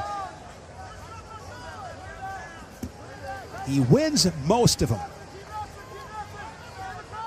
One thing that Edmund Ruth loves to do is he loves to get to the double underhooks, and he'll jack that up, and a lot of times guys will get uncomfortable and move out, but he gets to that body lock and throws it by for a takedown.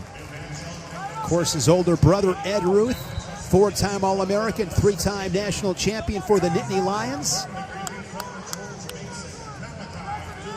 Both brothers Big Ten champions. Takedown for the Wolverine Cardenas. Now 4-0. That's on mat number 4, riding time and on factor.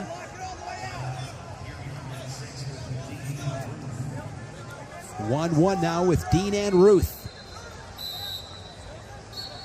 Oh, on mat 5, Little does a great job. He goes like an elbow post single and doubles off, and Beard did a good job defending. Little he tried to drag his foot for the takedown, but Beard was able to get out of bounds.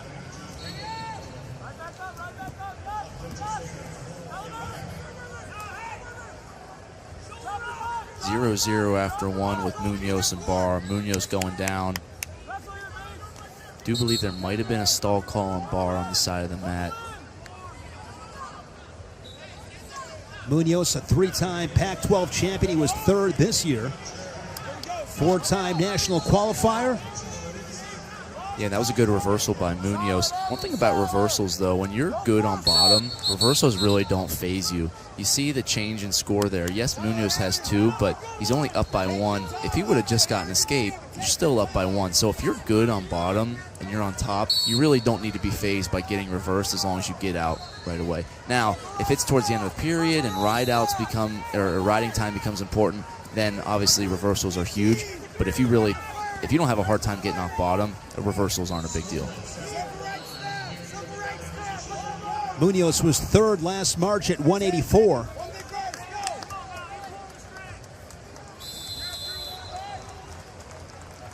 And Beard able to skip away and escapes. The Mountain Hawk with a 1-0 lead on 5. Mat number 6, riding time and on factor. Final seconds. Dean and Ruth are going to sudden victory. I wouldn't have guessed that one with Ruth. Sudden victory, it's sudden victory, SV. We should switch it. Sudden victory should now be called ER. Yeah. He lives for these matches. Yes. And you got to be in phenomenal shape to be able to wrestle this long. And obviously he does this in matches so long, he's built himself up to be able to withstand that pace. Edmund Ruth reminds me of another guy that did a lot of winning, had a really good career at Michigan, Will Lewan. A lot of close matches. Will Lewan was great in the close match. You're seeing him have a great freestyle career as well. He had He's a couple legit. of big wins. Will Lewan out of Montini Catholic. Ruth really close to a takedown here. He's got that leg hooked. Dean scrambles through. If you're Ruth, you got to get up. They give him the 3 with the leg in. Ruth loves the overtime matches. He gets the takedown and puts himself into quarters. Edmund Ruth in sudden victory. Didn't see that one coming, Trent. It looks like Ryder possibly throwing a brick, We've got a couple other guys in the tournaments, and you only get a couple of bricks, so you don't want to waste them if you don't have to. Up on mat 5, Beard getting a big takedown to go up 4-0. Shane, 20 seconds left. Big ride out here if he can get it. Also looks on mat 3 like there was injury time by Barr. If that's true, with injury time, choice goes to the opposing wrestler. And it might have been injury time, it might have been refs. I wasn't seeing that. But if it was injury time and it went to Munoz, because there was only 32 seconds, he might have chose neutral because not a ton of time to get off bottom. Not 100% sure on that. So that match is short time, second period on mat number 3. Munoz leading it 2-1. They are reviewing on mat number 6. They gave the takedown to Edmund Ruth. Wrestling on mat number 4, it is Smith and Ferrari. Ferrari winning a national title at Oklahoma State in 2021. And he is undefeated for Cal State Bakersfield. Smith in the first round beat Zach Glazier, who he beat last season as well in the first round to get to this match. Ferrari's been really dominant this season. This will be a tough test for Andy Smith. Ferrari, a Big 12 and Pac-12 champion. Now, mat 3, there is blood time, so that may have been what we saw there in the second period, not injury time, blood time.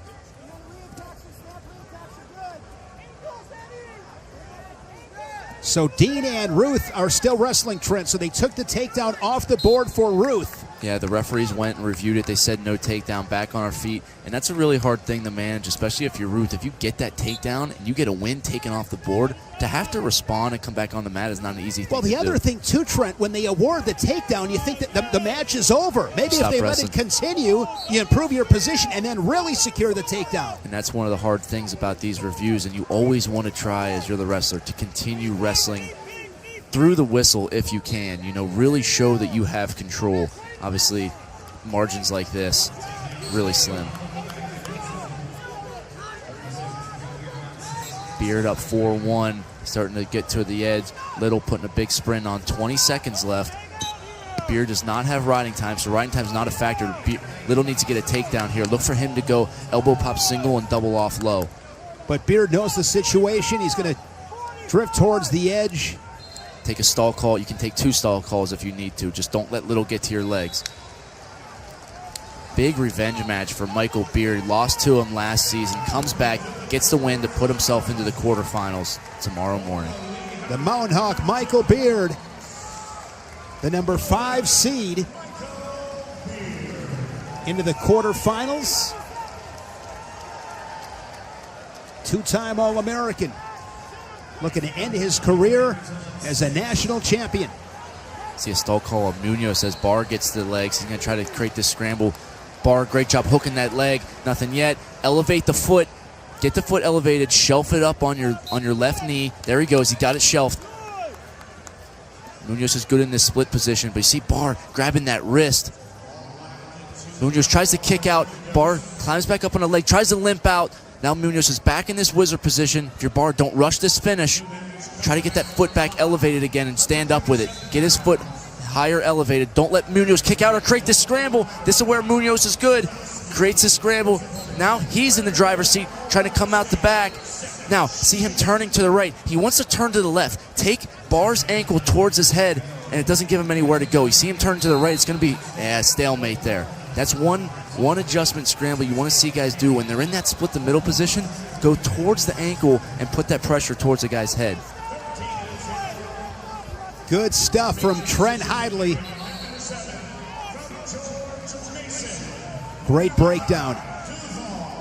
50 seconds, 2-2 match with Barr and Munoz on mat number 3. Look at Shoemate going big. Got Zarowski on his back. Shoemate looking for another fall in the round 2. He had a big pin over Salazar. In a 23-26 matchup on mat number 5. Pinned Salazar, as you mentioned earlier today, and he almost had his second fall of the day. It was just like the first match. He got taken down first, got a reversal to the back. He's up 6-3 now, on top with a breakdown. Great job by Seth Shoemate. Late in regulation on mat number 3. And on mat number 6, ultimately, Edmund Ruth. Yeah, great response by Edmund. You had the win. It got taken away. How do you respond? Great poise. A lot of poise by Edmund Ruth to get that win in OT.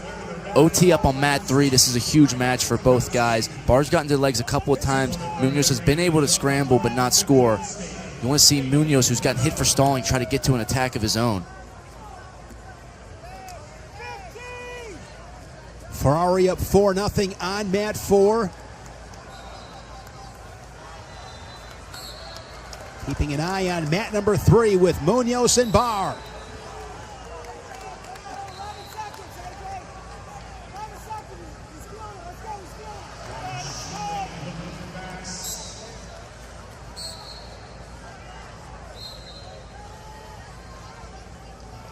See Munoz with a shot, Barr with a great re-attack in on the leg. Now he's been here a few times. He hasn't been able to finish. This is a hard position for Munoz. He's got that chest wrapped tight. Barr's trying to get elevation. Try to shelf that leg up on your far hip and pressure in. He's doing a good job. He's got to try to double off here. Get that arm out and double off across to the Neutral leg. danger, perhaps? Yeah, Munoz is doing a good job of posturing up. Barr can grab that ankle. There it is for the takedown. Josh Barr in overtime punches his ticket to the quarterfinals, and we'll see Michael Beard, a previous Penn State wrestler a few years ago, in the quarterfinals. And Barr beat him earlier this season. Looking forward to that quarterfinal. Barr 5-2 at that takedown in sudden victory. The Nittany Lions with another in the quarters.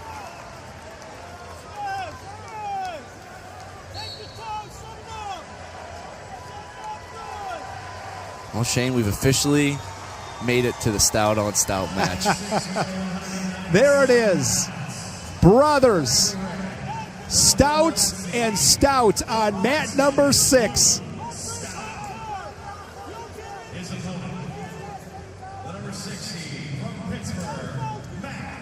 Luke Stout from Princeton, younger brother Max Stout from Pitt. My guess is this is the first official match they've wrestled. I'm sure unofficially about match 3,000. Yeah, it's interesting with brothers. Sometimes you really end up wrestling a lot more than people think. I don't think they definitely haven't wrestled in college yet, but you know, when you're growing up and you're at these youth tournaments, you know, and I know when I was a kid and Hayden and I, we would go, my dad would take us to these tournaments, we'd always double bracket, right? You wouldn't just do your age group, but you would go up in the other age group. So I would always wrestle, you know, whether it was 8 and under, and then the afternoon you wrestled 10 and under, and I always seemed to get matched up with Hayden. So you guys wrestled when you were little kids? Oh, we wrestled all the time, and it never went well for me. Yeah, I actually do. However, a couple summers ago, Hayden and I put on an amateur wrestling event in the summer in our hometown, and we wrestled in the main event. I did get the win. I had about 20 pounds on him, so that was unofficially the last. So you got the last one. He's beaten me probably a billion times in practice and other matches, but I did get that one. So I'm sure these guys have competed a lot, whether they're growing up. You know, Luke is a couple years older than Mac. So, you know, Luke does have some experience, but Mac has been really solid this year. National qualifier last year. You've seen him take a big jump in his confidence, his maturity, and you're seeing him not just win matches, but really build leads into his matches. AJ Ferrari, riding time locked up. He's on mat number 4. The 2-seed Stephen Buchanan of Iowa underway on mat number 3. All eyes on mat number 6. Luke and Mac Stout. Brothers wrestling for a spot in the quarterfinals. No score after 2 minutes into this first period. The one thing about wrestling something that you're really familiar with, obviously these guys are brothers, each guy knows exactly what you're going to try to do. You've got to be able to score a takedown or score points in maybe a way that they're not expecting.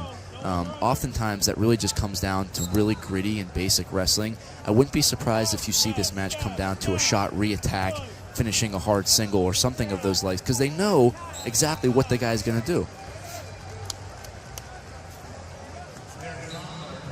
Shot there from Max Stout of Pitt. AJ Ferrari from Cal State Bakersfield gets the win. He must be saving the splits for the final. I think he's just warming up here with us, Shane. He's looked great all tournament. You know what I love about Ferrari? Oh, there he is. There he is. He's not on the screen, but you can see it on the mat. Splits. That was just a warm-up. He went splits? Yep. I think we'll get a really good one in the quarters.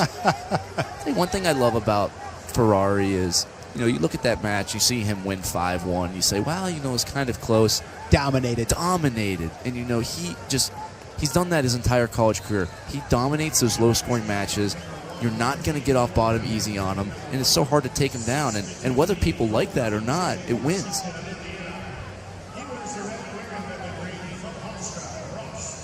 Shoemate of Ohio State on mat number 5, 8-3. He's got the riding time locked up.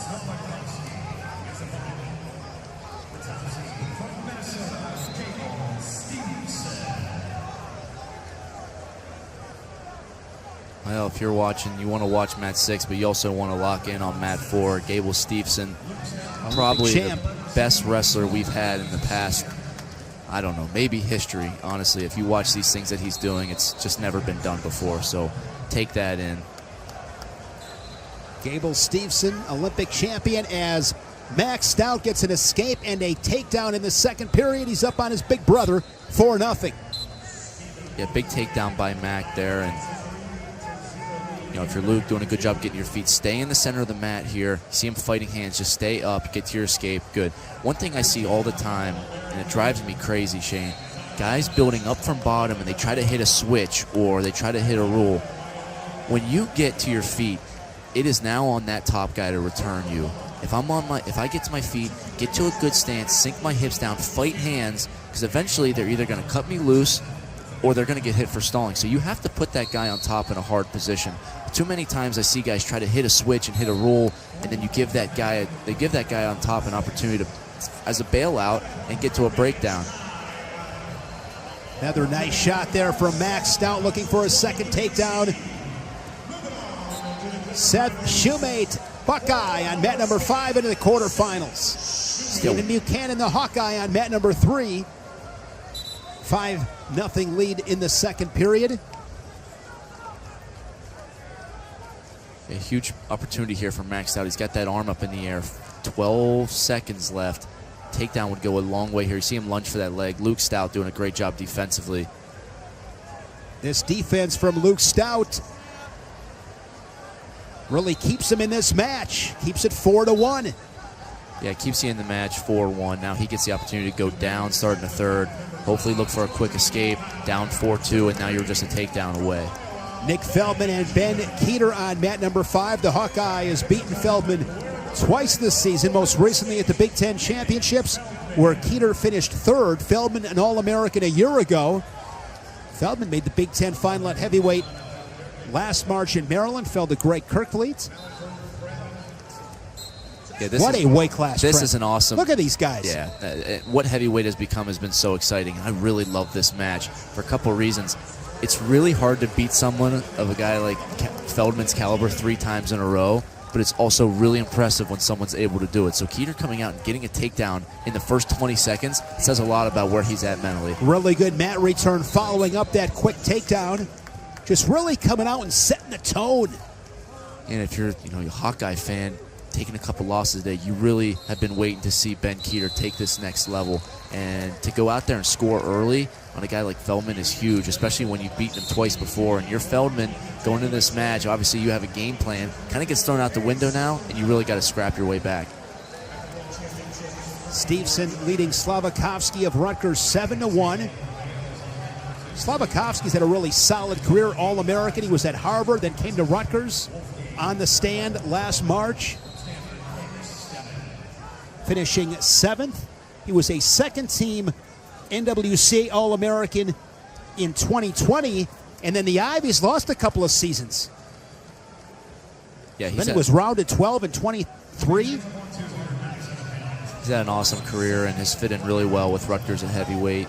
Obviously, Stevenson's he's just different. I don't really know what else to say about it. One of one. He really is different, and I know it looks like it's like he's not trying out there, it really is insane how just seamless everything is for him. You know, I think Slavikovsky just got disqualified on stall calls. I think you're right, Shane. Already in the first period. Yeah, it's really unheard of. And just Stevenson's mat control, right? He's so hard to wrestle that it's not even that Slavikovsky was trying to get away from him. You just run out of space, and all of a sudden I've never seen that before. He's different. He's different. And the brothers with the hug. It is Max Stout over Luke Stout. That is really hard. It is one of the hardest things in this sport is watching your brother lose, especially at this level. And as good as that feels for Max Stout, I know deep down how hard that is for him. It's just really tough. So it's just really impressive, both those guys being able to get to this point in the tournament, and obviously you feel for Luke, and just great job for Max Stout to continue his tournament. You guys go to dinner. If you're Max Stout, you take your brother to a nice steakhouse, and you're picking up the tab and all as well. Yeah, well, I think it's, as hard as it is, it's a story that they're going to have for a really long time, regardless of how they finish up. They'll always have that memory of, can you believe that we wrestled at the national tournament? Like, that is so incredible. What a great memory for those guys. Keeter 6-1, 2 takedowns on mat number 5, over a minute of riding time. And Stephen Buchanan on mat number 3 is going to get the 16-1 tech fall. He gets the riding time point with over 4 minutes accumulated. Hoffman and Kirkfleet. Kirkfleet, the reigning champion here at this weight class.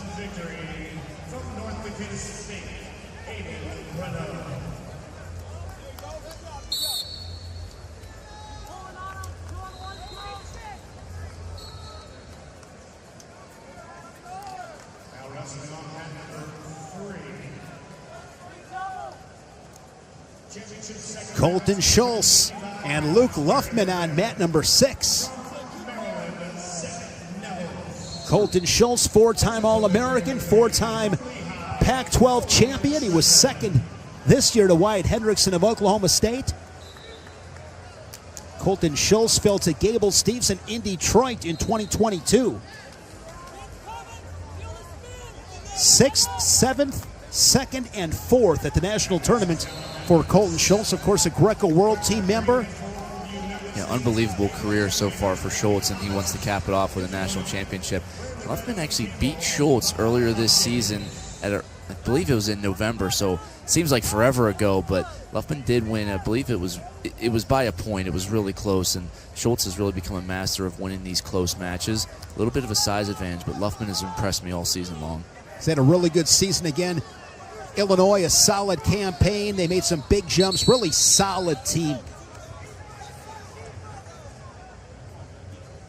Kirkfleet 3-0 on Hoffman.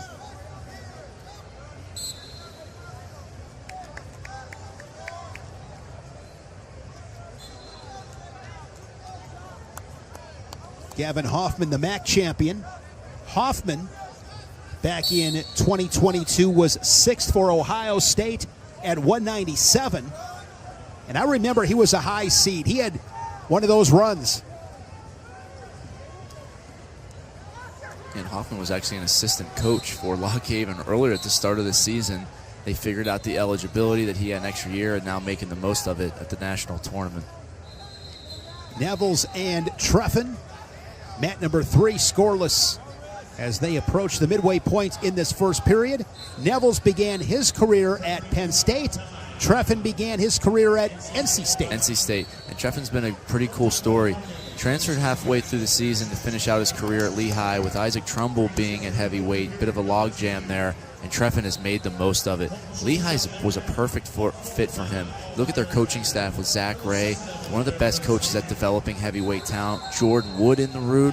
Just a lot of great opportunity for Treffin to kind of take the next level of his career, and had some huge wins. He beat Colton Schulz in the dual meet, solidifies himself as the EIWA champ, gets the 4 seed, and now he's in a position where he can accomplish his goals to become an All-American, where at the beginning of the season, he wasn't in the starting lineup. Oh, nice high crotch there from Treffin, and he's going to cover and score 3. Wow. He's got one of the best high Cs out of any heavyweights in the country, and he's worked on that for a long time. That outside step motion that you're seeing a lot of guys do, you don't see it a lot of heavyweight. Treffin's very athletic and very skilled. Pat Santoro does such an amazing job at Lehigh. Class act, great coach. He's one of my favorite guys to talk with. He's unbelievable, and you know, you talk about not just a great coach, but a great person. He just is amazing character, respected by everybody. Schulz getting some back points down there on mat 6. Luffman tried to hit a roll, and Schulz just used his pressure, was able to catch Luffman on his back for a 3 count. Those are huge points for Colton Schulz. Keeter has a minute 22 of riding time.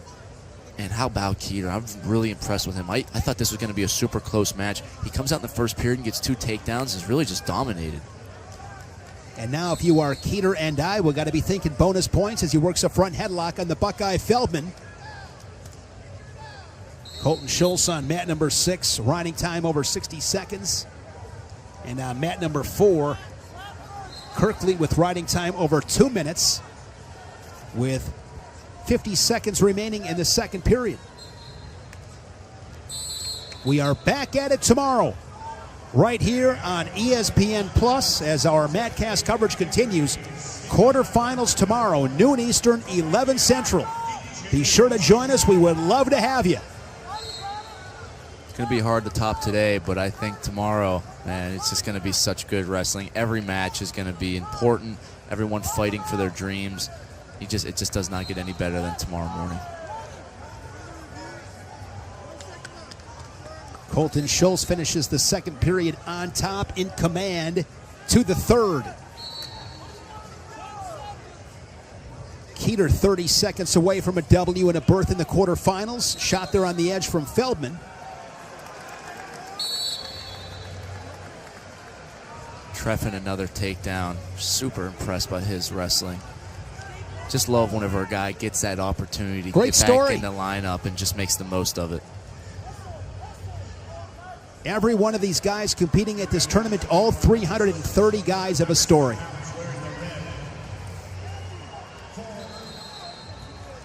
Tremendous accomplishment to qualify for this tournament. Yeah, it sure is. And it's just so many great wrestlers, 330 of them packed into one tournament. It's easy for things to get lost in translation, but one thing that you can always count on, if you're wrestling in this tournament, you'll always be able to say that you are a national qualifier, and that holds a lot of weight within not just the wrestling community, but everyone respects that. I know I respect it a ton, and it's such a cool thing for you to be able to kind of wear as a badge of honor. You can't go to the grocery store and buy it. No, you can't. You've got to earn it. No easy way. Keeter, really impressive win, put himself in the quarterfinals. Schulz up 5-0 going into the third period. Kirkley up 3-0, riding really hard. Close to 4 minutes of riding time in that match. Treffin up 7-2 going into the third.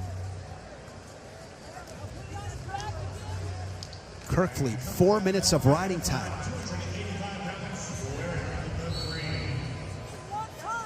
Not that Penn State needs the bonus points, but I'm a little bit surprised that if you're Kirkley, this is the path to victory, you get it done, but... Yeah, sometimes, and this is total speculation, but sometimes if you're someone that's going out into the mat, you don't necessarily feel that great for whatever reason. You see his knee taped up. Sometimes you do what you need to do to win, and you don't put yourself in bad positions. And that's total speculation. And good point. It could just be wanting to get more practice in on top, which is never a bad thing. But sometimes, and I said part of this tournament is managing emotions, managing energy, but also managing your health, right? Understanding good positions to keep yourself in. And if you feel fine on top and you have a lead, no reason to change it.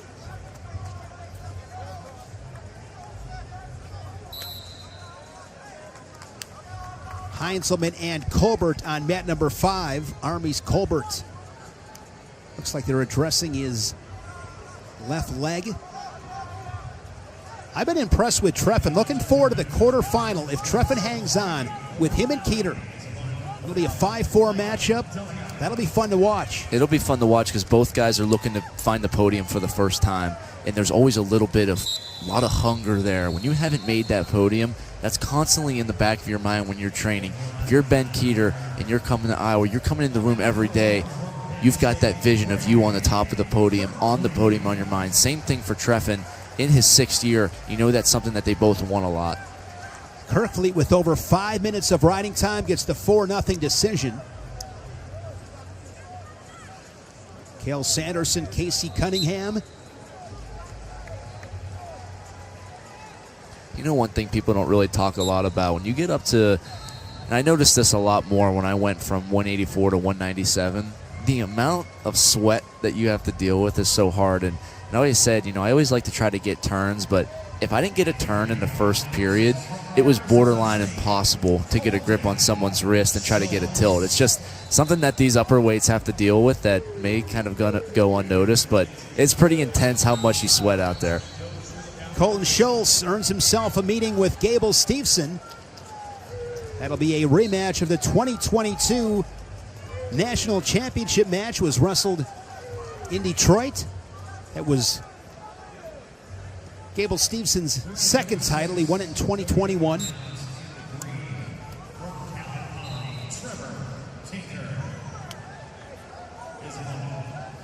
Trevor Tinker looked really good earlier today for Cal Poly.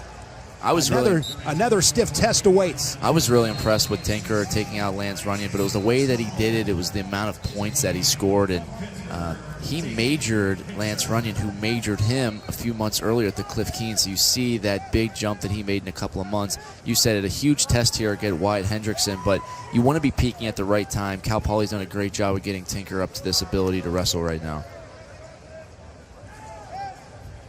Cal Poly with Zeth Romney winning at 133.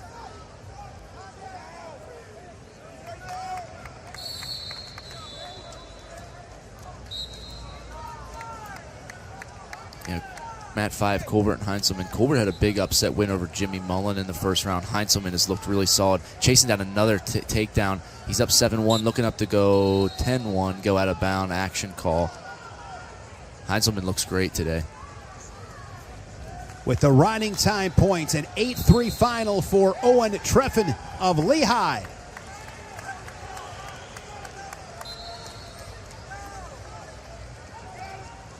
A big match down here on mat 4, ACC matchup. Isaac Trumbull of NC State and Dayton Pitzer of Pittsburgh. These guys met in the semifinals at ACCs a few weeks ago. Pitzer got the win. Trumbull got the major decision win back in the dual meet. So big opportunity for Trumbull to rebound after that loss at ACCs. But for Pitzer, you had a great game plan, and he won it on scrambling. Trumbull got to his legs, and Pitzer was able to jump over the top, pass ankles, put Trumbull in a vulnerable position to get the takedown. We'll see what Pitzer's game plan is here.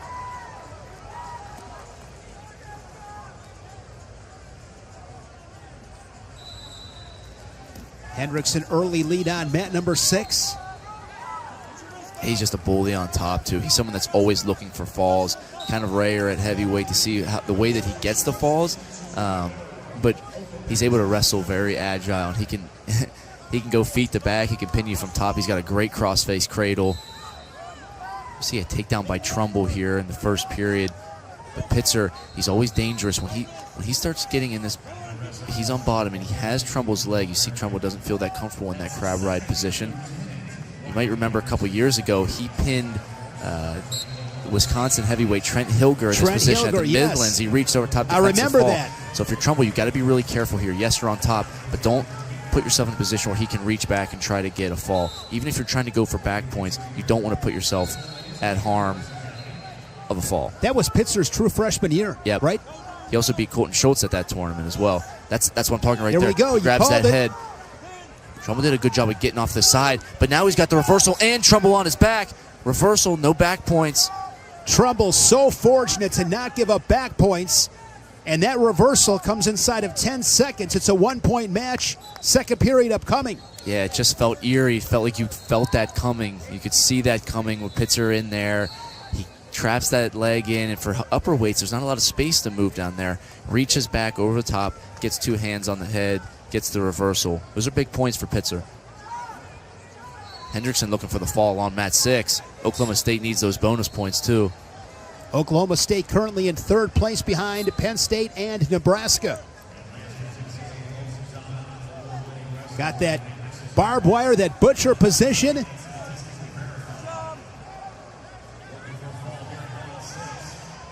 Pinning machine, Wyatt Hendrickson. Good fight from Tinker. And I think he is going to survive to see the second period.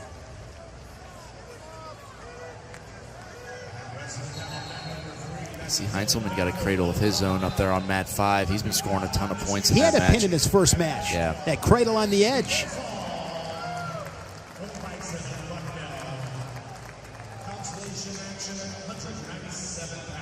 Trumbull up 4-2 on mat number 4.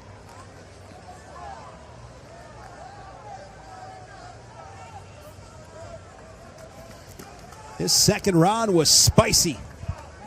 Yeah, hard to top that first round, but really just great matches. And I think what I love to see was the guys that were favored, as you saw towards the second half of 157 and up. The guys that were favored, I don't know if they were watching the early matches, but they came out with a lot of aggression. They scored early, they scored a lot of points, and really tried. Didn't seem like there was as many upsets toward the second half of the night. At the moment, 4th place Iowa and 10th place Michigan, separated by 4 points. Yeah, really tight team race. Heinzelman's going to get a tech fall right here, so Michigan's going to creep closer up in the standings. Heinzelman a tech fall for the Wolverines. How about Illinois up there at 7? It is a log jam.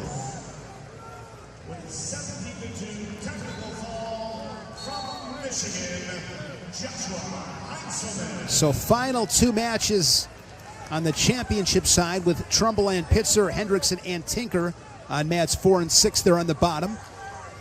Yeah, looking at mat 4 here. So if you're Trumbull, you got a takedown, but you also got reversed. So, and you know that Pitzer hasn't really been that close to a takedown on his feet. You really don't want to put this at risk of giving up another reversal. You'd much rather go back on your feet and wrestle from there. You've had a lot of success on your feet. And you know Pitzer's really dangerous on bottom when guys get legs in. So just be really careful here for Trumbull. See him throwing those boots in. It's dangerous with a guy like this. You see him reach over there again. Headhunting again. But now Trumbull's really good here too and getting guys based out. He likes to get double boots in. You just got to be really careful. You don't want to put yourself in a position where you get reversed and to your back. You'd much rather give up and escape. Trumbull is over a minute of riding time here, which is huge as well. Wyatt Hendrickson gets the fall as he pins Trevor Tinker. Hendrickson will get the winner of Trumbull and Pitzer in the quarterfinal tomorrow.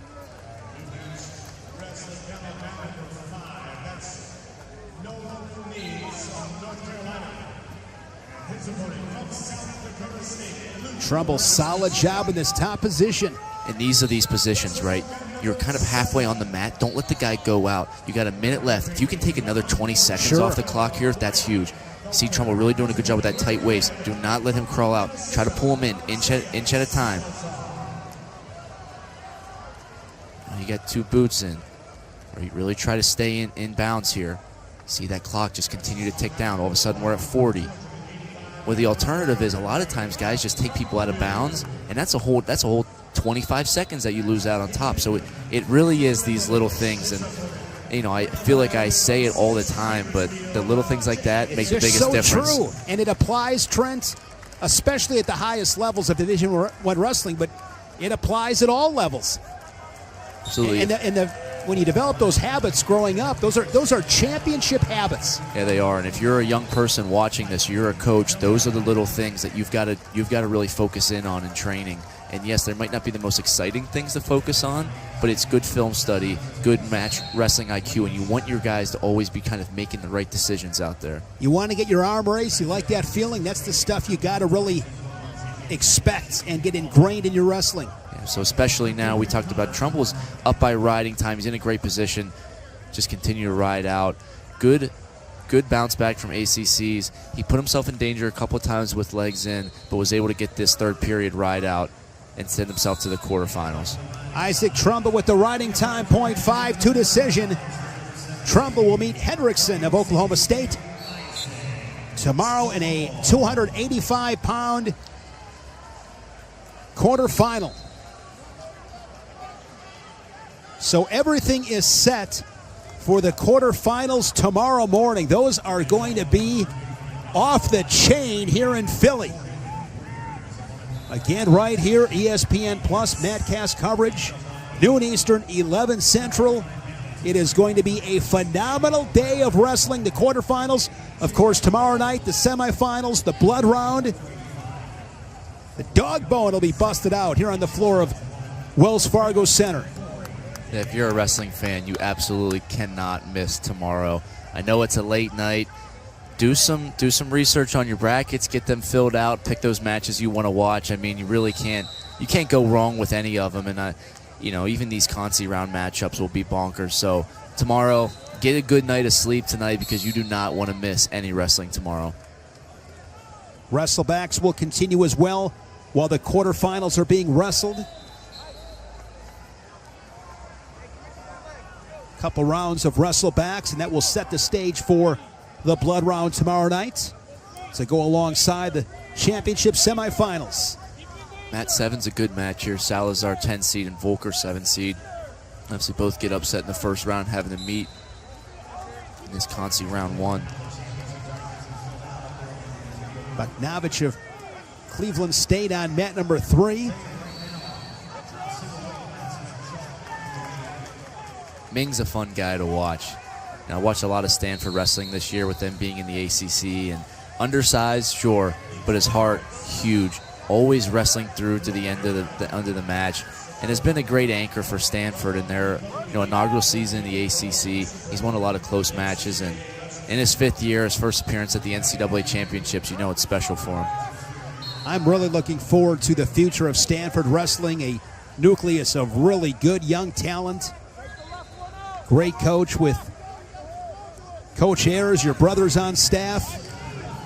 It's exciting. They got a lot of good vibes, a lot of good energy with the program, and obviously want to get some guys on the podium this weekend, but definitely next year will be a great year for them. My hope is that the outcome for Cleveland State is the same as Stanford. Of course, Stanford program cut in 2021. Griffith wins that national title in St. Louis. Remember that moment. Wrestling in that black singlet. Got to fight for these programs. Yeah, especially now more than ever with just the state of college athletics as a whole. Wrestling is a vulnerable sport. You really, it's more important to be a fan than it ever has before.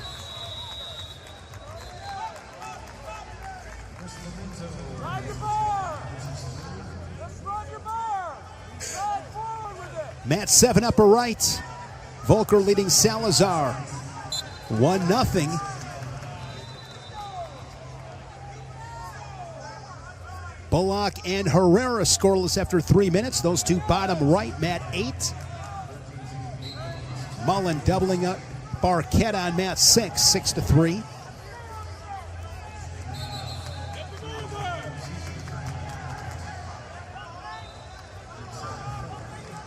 All 8 mats. The winner moves on. The loser goes home.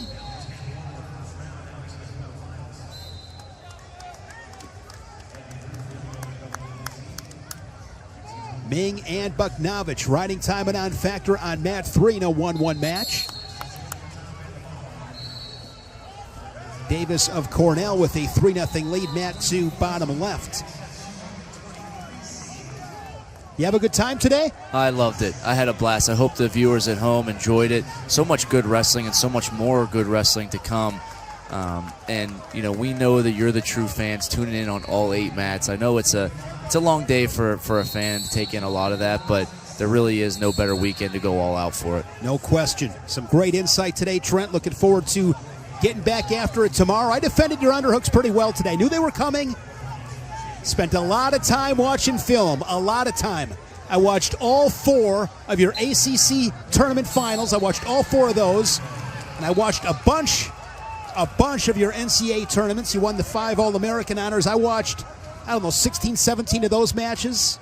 Yeah, I knew today I just could not give up that position because you just can't. Against a guy like Trent Hidley, you cannot give up underhooks. Well, people didn't get to see it because they were watching the screens, but me and Shane got a good scrap in here a couple of times, and you know, we had to take the suit jackets off and get moving a little bit. So you got to stay loose.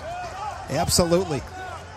To me, it was all self-belief. I mean, I know I'm outmatched. Well, you said you had that one. What well, was it was that title? The 3 Fonda Youth Classic titles. And I was a state runner-up. I mean, I think with us today, it was, real recognized as real, as the kids would say. You showed some respect on my coffee grinder. You weren't picking bottom on me today. Yeah, and you even learned that, coffee grinder, Perry pick. And I like it. I'm okay with that. Yeah, I mean, right. I'm okay calling it the Perry pick. It's the head lever. It's like, come on, guys. Yeah, right. There is nothing cool about that move, about the name of that move. Yeah. A lot of fun today. Great insight from you, Trent. I had a blast, learned a ton. You do a really good job. Really enjoyed myself today. I'm sure the fans loved it. And we'll be back at it tomorrow.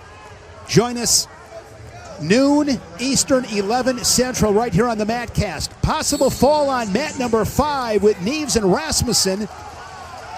That is Rasmussen, who's going to take the lead here, Trent. Should win the match. He's going to stay put right here. Yeah, great finish. I really enjoy South Dakota State as a program. I think Damian Hahn's done a great job with that team, and they always fight. They're always in close matches, and you see Rasmussen, not a huge heavyweight, finish the match he was losing, get the back points, and advance to tomorrow. We always talk about the goal is to win the match, and you just advance. And to make it to day 2 of the national tournament, that's a big deal. Absolutely.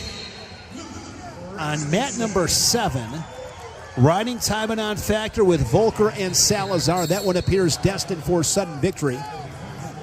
Runyon and Vanadia.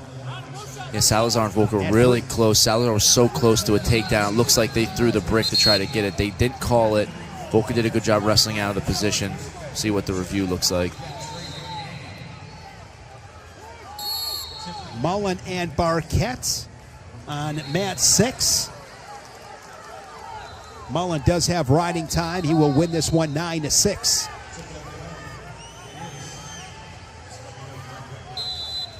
(1-1) with Bullock and Herrera, mat 8, bottom right.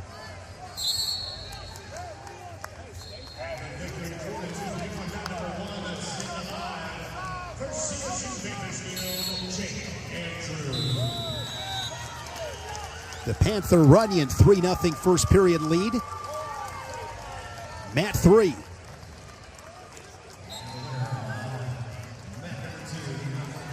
Final matches of the night. Davis gets his arm raised. Cornell Heavyweight continues his tournament after the 7-1 decision.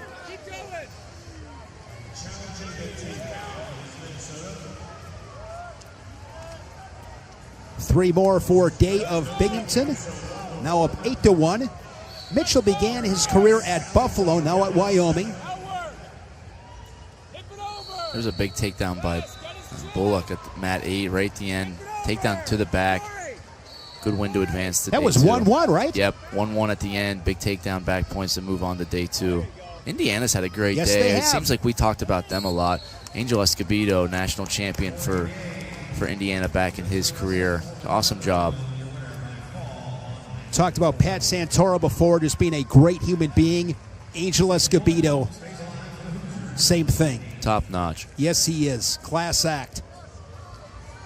Yep, at mat 7, they confirmed no takedowns, so Salazar and Volker overtime. See a little misdirection shot by Volker, Salazar sprawl. Day of Binghamton winning on mat number 4. How about this? You'd probably expect it to end on heavyweight, but we might end on 197. It's the way the matchups worked and the people in queue. You got to be a true fan if you're still in the stands right now. No doubt about it. Final 2 matches. Wells Fargo Center here in Philadelphia, Pennsylvania. Putting a cherry on top of another amazing season of college wrestling.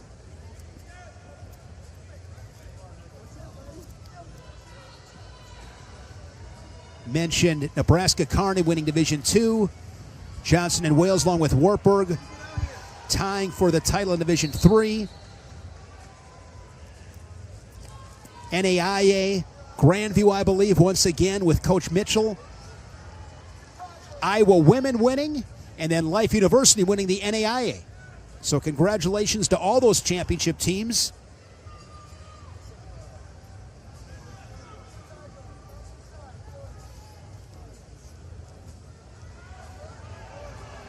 One yet with Salazar and Volker. 50 seconds left in the sudden victory. That's on mat 7, upper right. Straight on shot there by the Panther Volker. Here comes Salazar. Now Salazar has both legs of Volker, that waterfall position, the Panther draped over the back. Salazar double leg. He should finish here, Trent. Just got to make sure he gets that leg free. If he can kick his ankle back without Volker, Volker's going to try to roll as soon as he tries to get that. But now Volker's coming up. Salazar's got to wrestle through this position. Now Volker's in good position. He's got to finish through, get that leg elevated, double off, get the foot off the mat. Salazar, try to pass the head if you can. Final See him 10 fighting the seconds. hands. Back trip, takedown, Volker, UNI, big win in the consies. In sudden victory, Wyatt Volker knocks off Isaiah Salazar. Salazar, an All-American a year ago. His career comes to an end. Solid career for Isaiah Salazar. He was a Big Ten champion and an All-American a season ago. Yeah, amazing career, and it's just, you know, you see these guys wrestle in the consies. It's like, how are these guys down here? They're so good, you know. I thought he was in really good shape when he had both legs. Yep. But Volker fought the position, ultimately scored the 3. That is how hard this tournament is. Every guy in here is extremely talented, extremely capable of winning big matches, and anybody can be beat on any given day. Friend of mine, Jim Bukowski, is the head coach at Minnesota Mankato Division II school. And he always says there's not a horse that can't be rode and a cowboy that can't be thrown. Yes. It is just so true. I know nobody wants to believe this. Even Gable Stevenson's beatable. He sure is, and especially a guy like Greg Kirkfleet's one of the national champ. The national champion last year, and wrestled at Big Tens, and you never, as a competitor, you're never out of a match. I don't care, who I'm wrestling, what the situation is. I know what my training looks like, and I know that at the end of the day, if I put my best wrestling out there, I'm capable of beating anybody, and that's the mindset that all these guys have. The circumstances of the day. You have no idea what that other guy's dealing with. Maybe you don't sleep right, kink in your neck, maybe you roll your ankle. It's amazing to me how much has to go right to win a title here. Well, especially, maybe not the heavyweights right now, but a lot of these guys are cutting weight right now. They have to make weight tomorrow morning, and that's a challenge in itself. You just got done wrestling 2 super high-level matches. You throw your sweats on, you try to lose as much weight as you can, and hey, guess what? It's almost 11 o'clock. You got to try to get some sleep for tomorrow. I mean, this is what, talk about managing emotions, managing your energy. If you did a good job of it throughout today, tomorrow you still kind of feel fresh, but you're going to feel sore when you wake up. Another set of circumstances awaits tomorrow. Runyon with almost 2 minutes of riding time. He's got the riding time locked up, so it's 11-1, looking for the major decision. Northern Iowa as a team currently in 10th, but again, a logjam between number 4 Iowa. I believe Iowa has 18, and Northern Iowa is in 10th with 16. Yeah, 2 points separating the top 5. At 2 points separating 4 through 10. Yeah, wow. How about Nebraska up there at number 2? 7 teams separated by 2 points. Good race we have on our hands for tomorrow.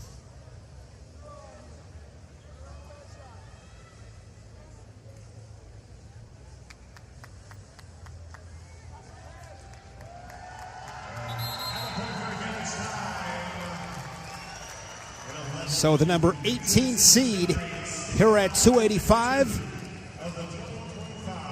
Runyon of Northern Iowa, wins the final match of the night. His tournament continues. Lands Runyon victorious for the Panthers. Fun day of wrestling. We will be back at it tomorrow again, noon Eastern, 11 Central. Madcast coverage here on ESPN Plus. For our entire ESPN production crew alongside Trent Hodley, I'm Shane Sparks saying good night from Philadelphia.